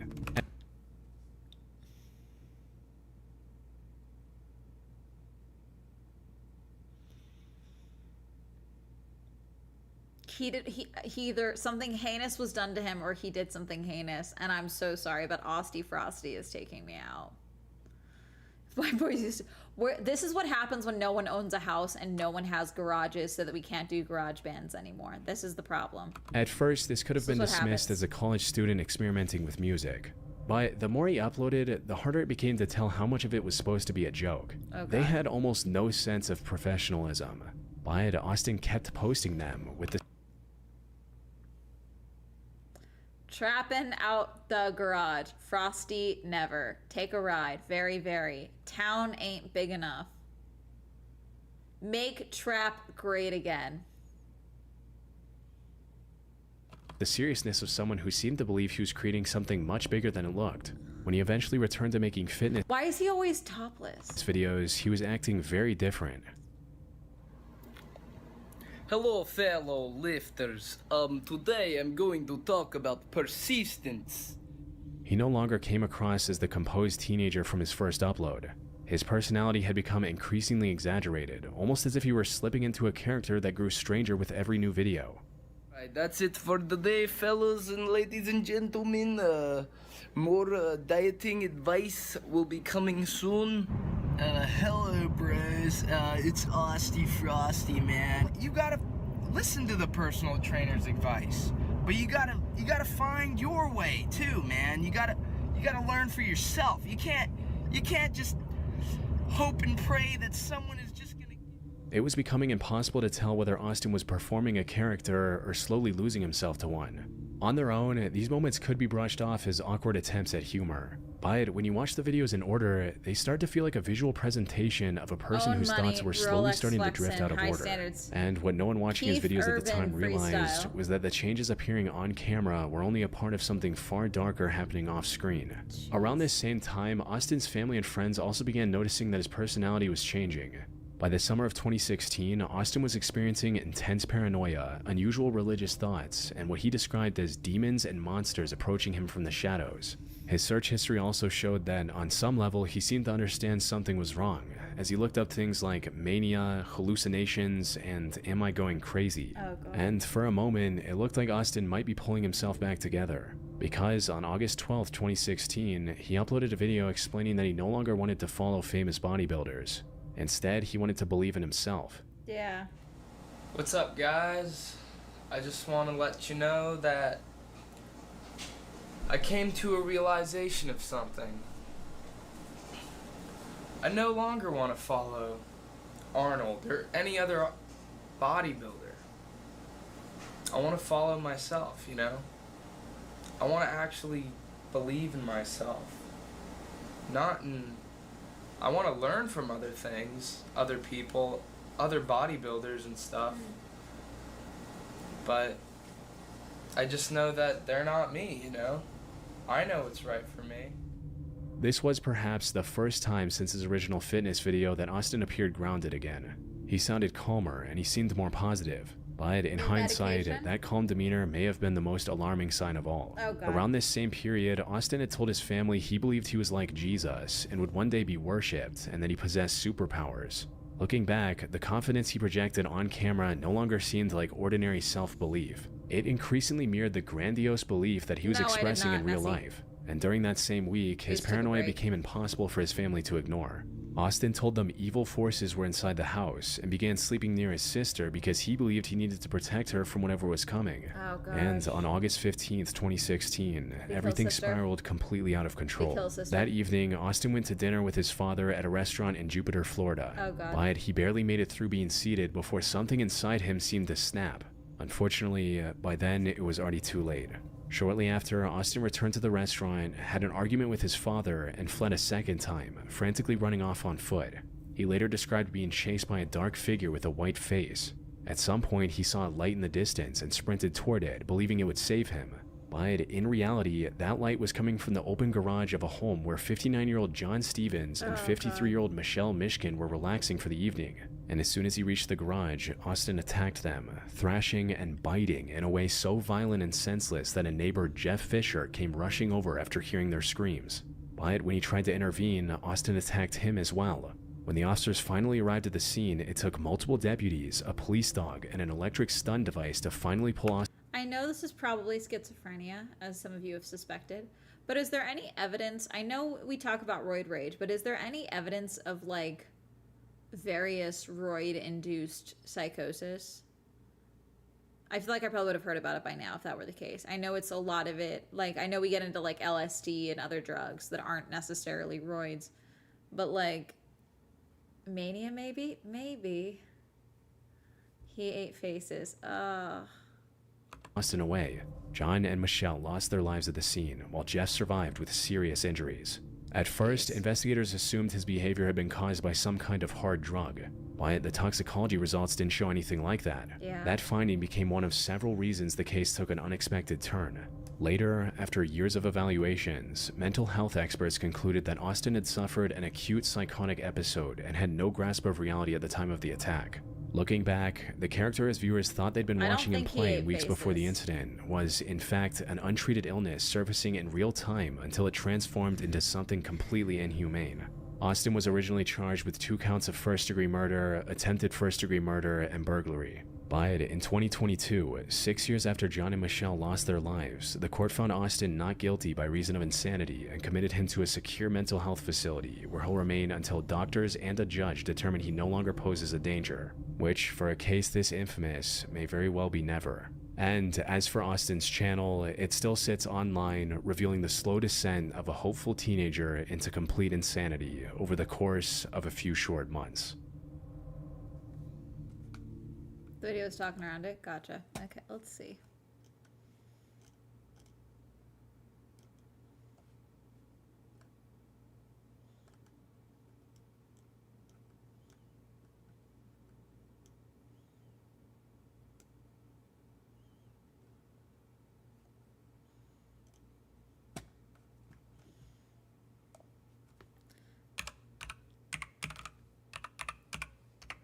I know he sucks, but I know he posts a lot too.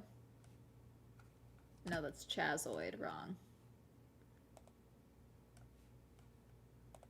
Her mother had been on the brink of death several times. Each time, doctors managed to save her, but her final hospitalization would be the last.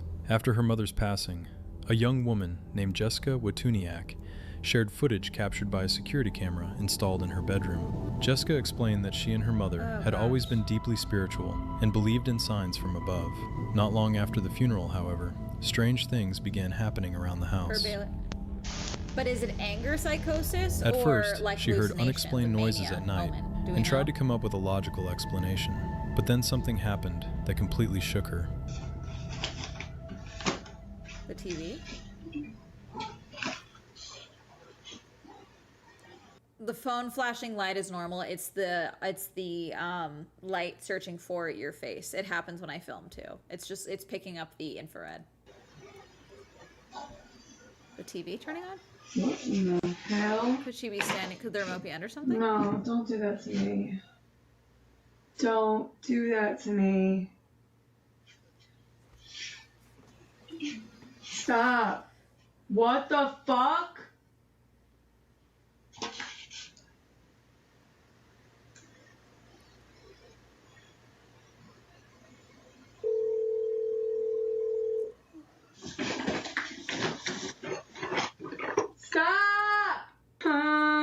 This is probably it too, because I do have to go to the grocery store. I'm out of almond milk and Hermes needs more dog food. Answer the fucking phone. Hello. It didn't record it. I'm gonna fucking die. It just turned back on. It just turned back on, and I'm gonna turn it off. The fucking remote's right in front of me, Danielle. Okay. I gotta get out of here. I gotta turn the light off all the way over here. How am I gonna do this? I just some faulty wire. Well, you're on the phone with me. The footage shows the television suddenly turning off on its own. She switches it back on, only for the screen to go black again a few seconds later. The same thing happens over. My TV does that too, the one that's broken in my room. It's just because it's an old TV. It's past its time. TVs aren't built the way they used to be. I have never once been like, oh my god, ghost. I've never thought it was Lisa. But also, if her and her mom believed in science and her mom just passed, she's emotionally charged. Of course, she's more inclined to believe that this is not faulty wiring or an old TV or a weird remote that's like stuck. This happens from time to time because Hermes gets the remote. And so it'll basically like, he'll bite the remote and it'll push the button underneath the plastic. And so it's like, it's almost as if it's like constantly being pressed. It's very weird. And so sometimes this happens as well. And over. Disturbing thoughts begin to creep in. Is this a warning? Is someone trying to reach me? She remembered how her mother had once joked that if strange things ever started happening in the house after she died, it would mean Jessica's grandparents were sending a sign from heaven. At the time, it had seemed like nothing more than a joke. But now, it didn't feel funny anymore. Unable to stay calm, Jessica breaks down in tears. calls her relatives, and becomes convinced that her mother is trying to contact her from beyond the grave. Every time the television shuts off again, that belief only grows stronger. Eventually, her fear becomes so overwhelming that she packs her belongings and leaves the house because she simply can't bring herself to stay there any longer. But the biggest question remains unanswered. What really happened? It may have been nothing more than a malfunctioning television, a faulty power supply, electrical fluctuations, or even a defective remote control. Or perhaps, overwhelming grief played a role. After losing someone close, the human mind often searches for meaning in random coincidences, interpreting them as signs. Does state that mania in 28% of cases along with depression over 50. A woman named Sarah Lupica runs TikTok and Instagram accounts where she usually posts entertaining videos, but one video stands out from all the rest. It was recorded late at night by a motion-activated security camera installed in the kitchen of her home in Scottsdale. That evening, Sarah was quietly making dinner when her dog suddenly started barking loudly and acting anxious, refusing to take its eyes off the door leading to the backyard. At first, she didn't think much of it and simply tried to calm her dog down. But a few seconds later, a loud knock echoed against.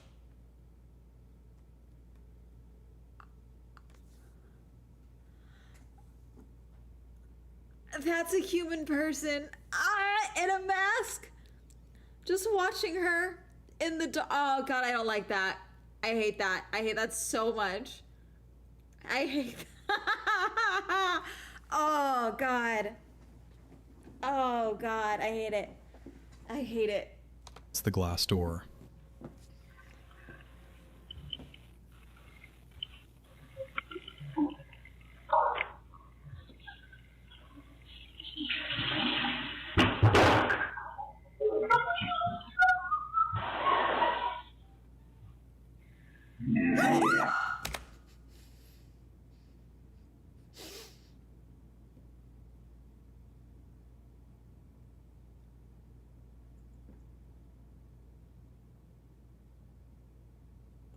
Oh my god. Oh my god. Sorry, I just jumped so fucking. How is it not locked? Also, you were in the kitchen. I'm grabbing a knife. I'm sorry. I'm built different. I'm a cunt. I'm stabbing someone. Oh god. Frightened, Sarah ran through the house, calling for her husband.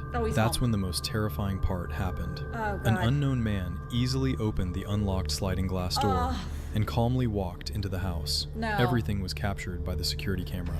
According to Sarah, the police were called immediately after the incident. He's too fucking calm. I really don't like how calm he is. I really don't like how calm he is. That's actually so much worse. That's so bad. I really don't like that. It's one thing if he was frantic and like looking for shit to grab. The sauntering in after her, I really, really don't fucking like that. I really don't fucking like that shit. The strangest part was yet to come. Also, why the fuck would you bang on the window to alert her? Oh god, which means he checked the door beforehand, which means he knew it was unlocked. Oh god, I hate this. Oh god. The man didn't steal anything or harm anyone. He simply walked through the entire house before calmly leaving through the front door. When officers arrived, they searched the property, but the intruder... Nah, I hate that more. I hate that more.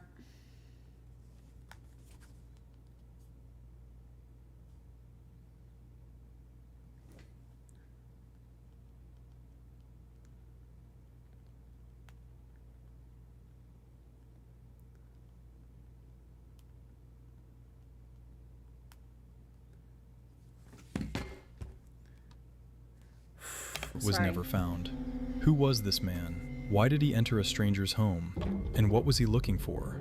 To this day, those questions remain unanswered. I hate this. Maggie Hudel is a mother of two who regularly shares moments from her family's life on social media. Most of her videos are happy family memories, but one stands out from all the rest. The video is titled "My Worst Nightmare." The footage comes from several security cameras installed throughout her home. It all begins late at night, after the children have gone to bed. No. Oh no.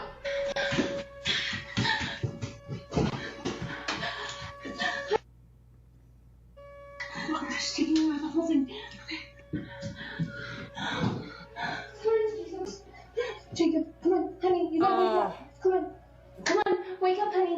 gotta walk. Come here. Oh God. Here are you both. Oh, okay. The dog's like, oh, we're playing? Oh God.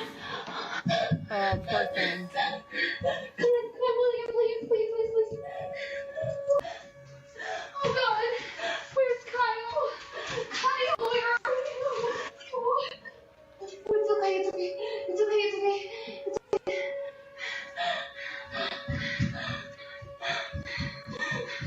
Come on, William, please, please, please, please, please, come on. Jacob, come on, you need to go downstairs. Come on, it's so exciting. Let's go down. It's so exciting. Oh, come on. poor thing. Come here, I know. Come here. It's okay, come on. Come on, please, hurry. I know. Oh.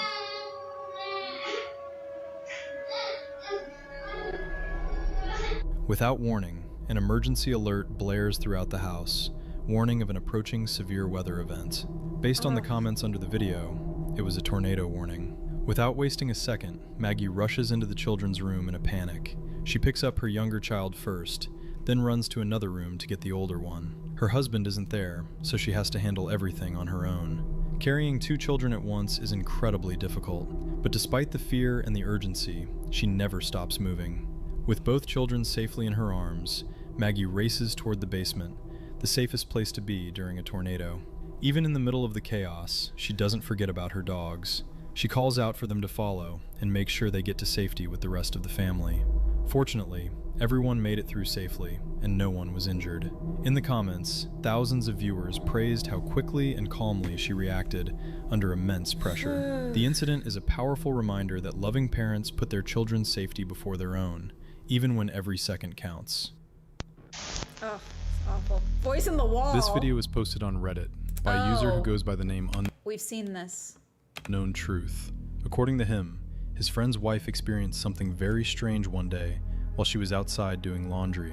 Everything that happened was captured by a security camera mounted near the front door.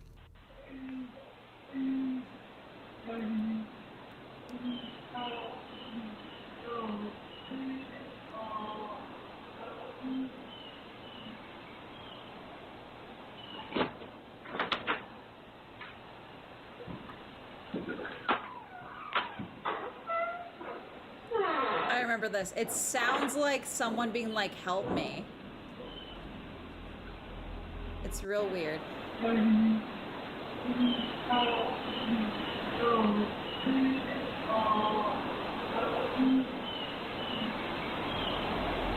The woman was so frightened that she immediately ran back inside the house and called the police. I looked around, I didn't see anybody out on the road or any cars or anything. So I went back to my Ring video to make sure I wasn't just creatively hearing something.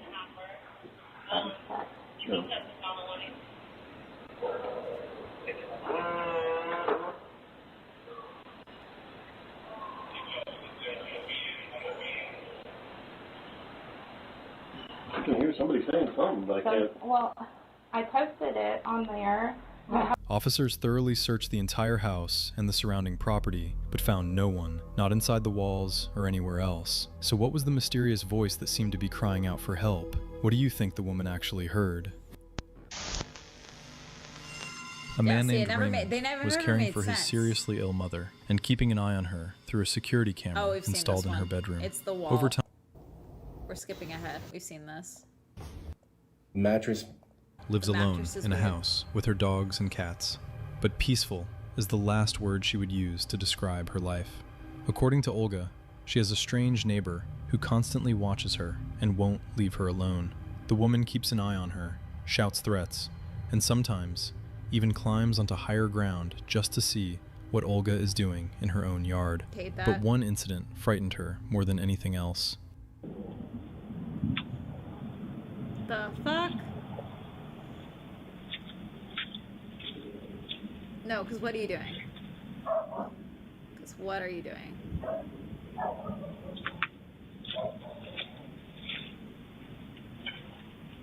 What's your fucking problem?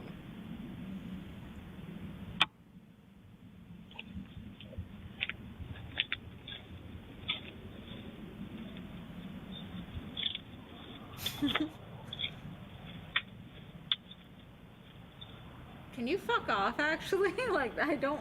What was the purpose? What was the purpose? It's the middle of the night. It's 1 in the morning. At around 1 a.m., a security camera mounted near the front gate captured a chilling What's your moment. fucking problem? A woman, whom Olga believes to be her neighbor, walked up to the house, stopped directly in front of the camera, and silently stared into the lens, barely moving, as though she were deliberately trying to intimidate her. Judging by Olga's reaction, she succeeded. To scare the unwanted visitor away, Olga remotely switched on bright floodlights that illuminated the entire property. Only then did the woman turn around and leave. According to the description of Olga's latest video, the story didn't end there. She says the strange neighbor continues to stalk and harass her to this day. Yeah, what's your fucking problem? After watching these videos from the TikTok user, Time to Wait, you may actually want to stay away from things like this. According to the author, there is a locked shed on the property where she lives that belongs to her landlord. However, in one of the videos, she notices that the door to this shed is unexpectedly open. That's my shed. And that's their shed. Oh, but we've it's seen this. Unlocked. We've seen this. Manages It's to an record ARG. another video It's an nearby. ARG. Over time, the something that affected her. It's an ARG.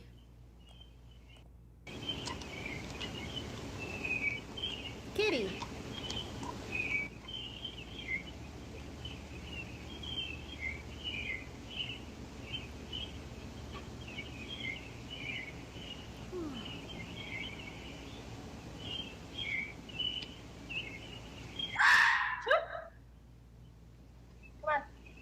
Come on. Mood. Come on. Come on. Sounds like a dog. By a scream so loud and horrifying that she froze in fear. Jessica says she had never heard anything like it in her life. Whatever animal made the sound, its terrifying scream frightened her so badly that she immediately rushed back inside with her pets. She admits that ever since that night, she's been afraid to go outside after dark because she still has no idea what kind of creature could have made such a blood-curdling scream.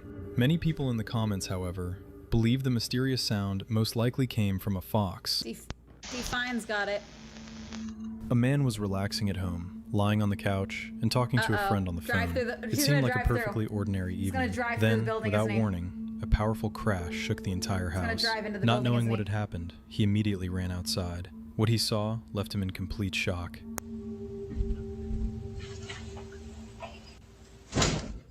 The fuck? Yo, what the fuck? He drove into the house. Someone just wrecked into my crib, bruh.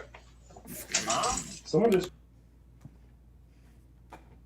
I'm sorry. You could have given me 20 guesses.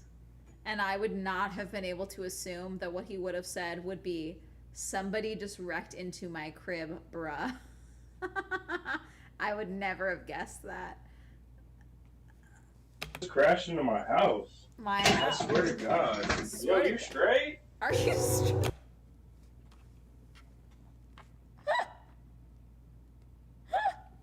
I can't. Yo! Cam, get out the car. That's right, I've seen this. Oh my god, I've never seen the opening clip. I've seen this one. Oh my fucking god, I forgot.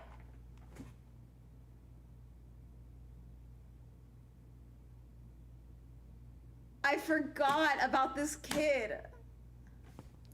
Bruh. And then he just fucking runs off into the night. What the fuck, dude?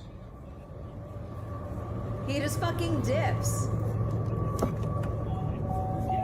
A red car had crashed straight into his house. As he rushed closer, he realized there was a small child behind the wheel, no older than 5 or 6. Most surprisingly, the child calmly got out of the car as if nothing had happened. According to the homeowner, the child had somehow ended up alone behind the wheel, lost control of the vehicle, veered off the road, and crashed into the house. The footage shows that the impact wasn't severe, suggesting the car was traveling at a relatively low speed. Fortunately, the child escaped without any serious injuries. The incident is yet another reminder of how an ordinary evening can turn into a shocking event in the blink of an eye. Okay, I already watched this one. Near Mount Shasta in California at sunset. Oh, I Some of these to are exist dumb. anywhere. Ministers pointed Y aquí estoy solo y ya me está dando miedo. Ahí nos vemos, ya luego les... The footage clearly shows that no one is standing near the vehicle or pushing it. There are no ropes, wires, or other devices that could explain how the car suddenly began moving on its own. Even more strangely, it does not even have its rear wheels. Here is what happened next. Ah, cabrón, oigo ruido. This is clearly uneven ground. ¿Qué pedo aquí? Ah, su chingada madre. ¿Y este güey que me viene siguiendo o qué? Wire short. Párate, cabrón. ¿A dónde vas? I like that the car listens to him. That's a Pues quién chingado transformer, lo my viene guy. manejando a este carro o qué? That's a transformer. Si nomás tiene tres pinches llantas. Es el pinche it radiador, looks ¿o qué? like all the weight's in the front. I do think this is just. Cabrón. Ya me está dando miedo. Yeah, I think this is just uneven ground and all the weight's in the front. You have to admit, the strange incidents captured by the junkyard manager are difficult to explain. Still, there has to be a rational explanation for all of this. Aquí un día lluvioso, trabajando. The first time, now could we leave with the keys in the car? It's going Holy again. shit. Se me está yendo el carro. Córrele. It looks like it's on a slope. Alcánzalo. The answer is, does it still have a parking brake, and why are we not using it? Hey! It does look like it's being driven, which is very funny. Espérate! I do like a ghost being like, now's my chance to blow this popsicle stand. Se me fue, alcánzalo. It got away from me, Holy shit. See, there is another tire on the back. It's got 3 tires. He was It's just live uneven. streaming from a place with a chilling reputation, where even the hands of a clock are said to run backward. Before the night was over, something unsettling would happen. This forested area is known as an anomalous zone. According to local accounts, a meteorite struck the village of Kutnicka in Poland during the 19th century, killing hundreds of people.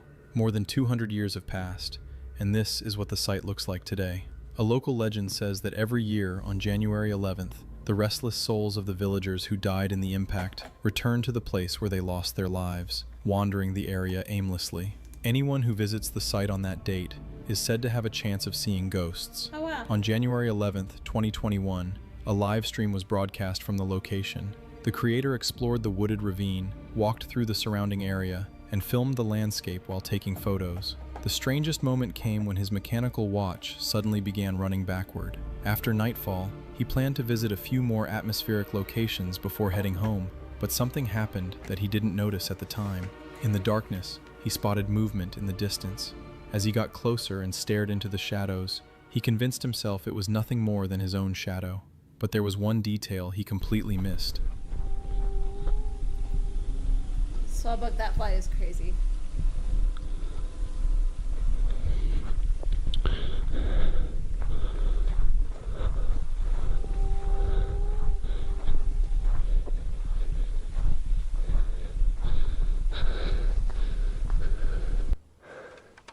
Это жесть.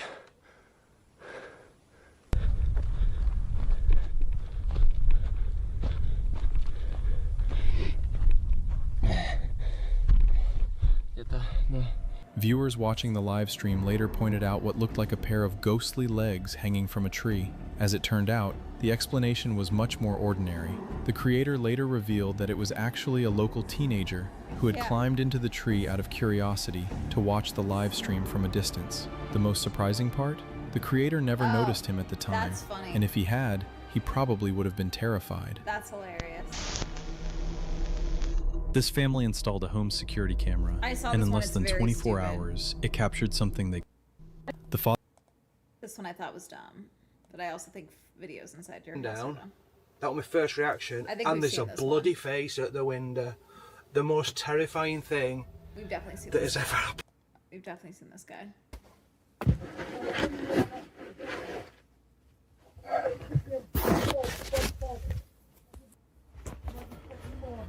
So I've got some nutter shouting outside then.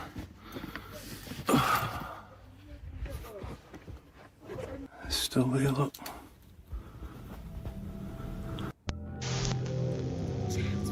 In this video, 2 teenage girls decided to mess around inside an indoor playground after everyone else had left. It was late at night, and the restaurant that housed the play area had long since closed for the day. Looking for something to do, they wandered into the indoor play structure to explore. But during their carefree adventure, the camera accidentally captured something genuinely unsettling. This is really hard. I feel too big to do this. Do you feel out of breath inside? Yeah. Wait, where'd you go, left or right? I went left. Which way do I go? I feel like I'm in Alice in Wonderland. Okay, she went that way. Freaky. Yours is brighter, mine's all dark. Okay.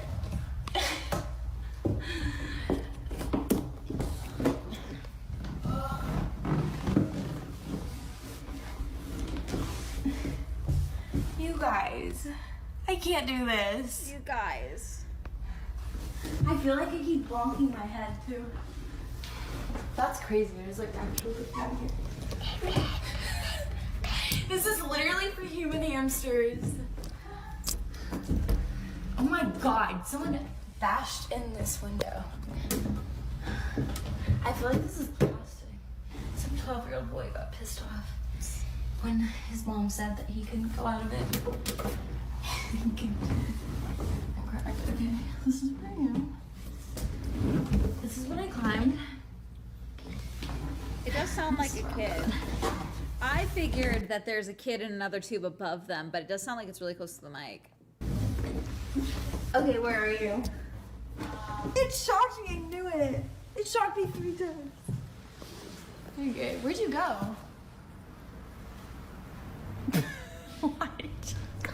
Neither of the girls noticed anything unusual while they were recording. The one holding the camera didn't hear any strange sounds. The only voice she expected to hear was her friend's, who was somewhere else inside the play structure. Later, while reviewing the footage, they discovered that the camera's microphone had picked up another voice, one that sounded like it belonged to a child. They're never clean, right? This is literally. It's impossible to make out exactly what's being said. See, it could be one of them fucking with the other, like throwing their voice or something. I don't know. If anything I just at don't all. think it's that. The sound resembles the faint security camera, this time in the hospital. This I also thought was stupid. A young woman named Brianna uploaded a disturbing video to her TikTok account, Bree Dive. Most of her content revolves around her favorite hobby, freediving in the clear, scenic waters off the coast of Florida. Normally, there's nothing unusual about her videos. Well, except for one. One day, Brianna went out for what was supposed to be a routine dive and captured something genuinely unsettling. Oh, the good old teenagers bullshit.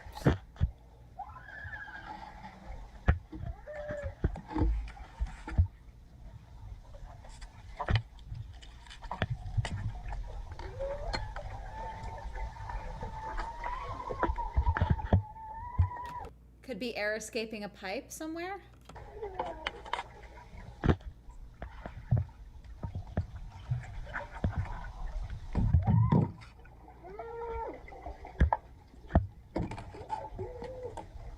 What the fuck? While underwater, she suddenly begins to like a different audio track layered over it almost. But she kind of seems to hear it. panic. Loud, eerie cries can be heard around her, sounding as if someone is screaming for help. Clearly shaken, she rushes back to the surface, trying to make sense of what she just heard.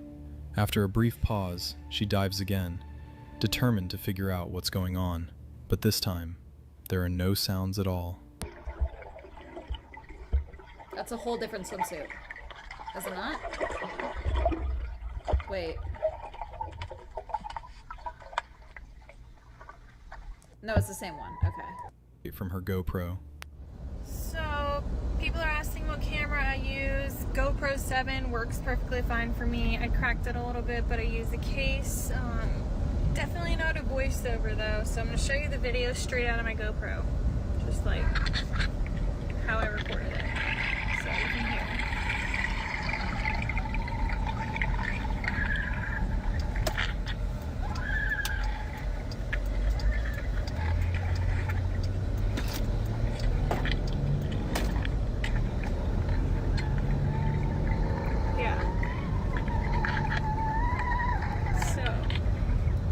Voiceover or an edit or anything like that, so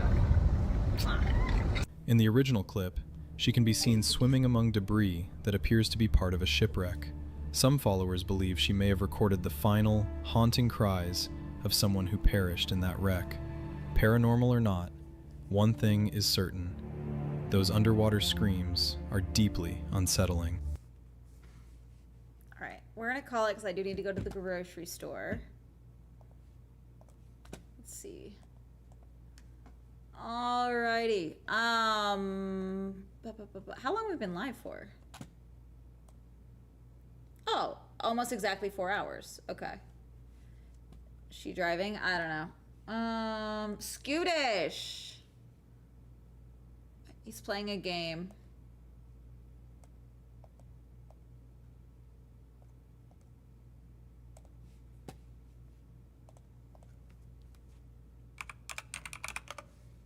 Okay, we're rating Scoot. Have fun.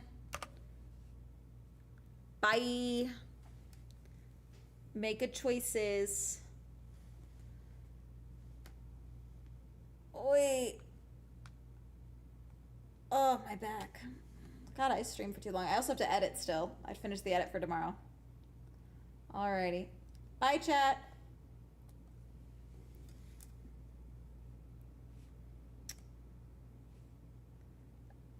Bye.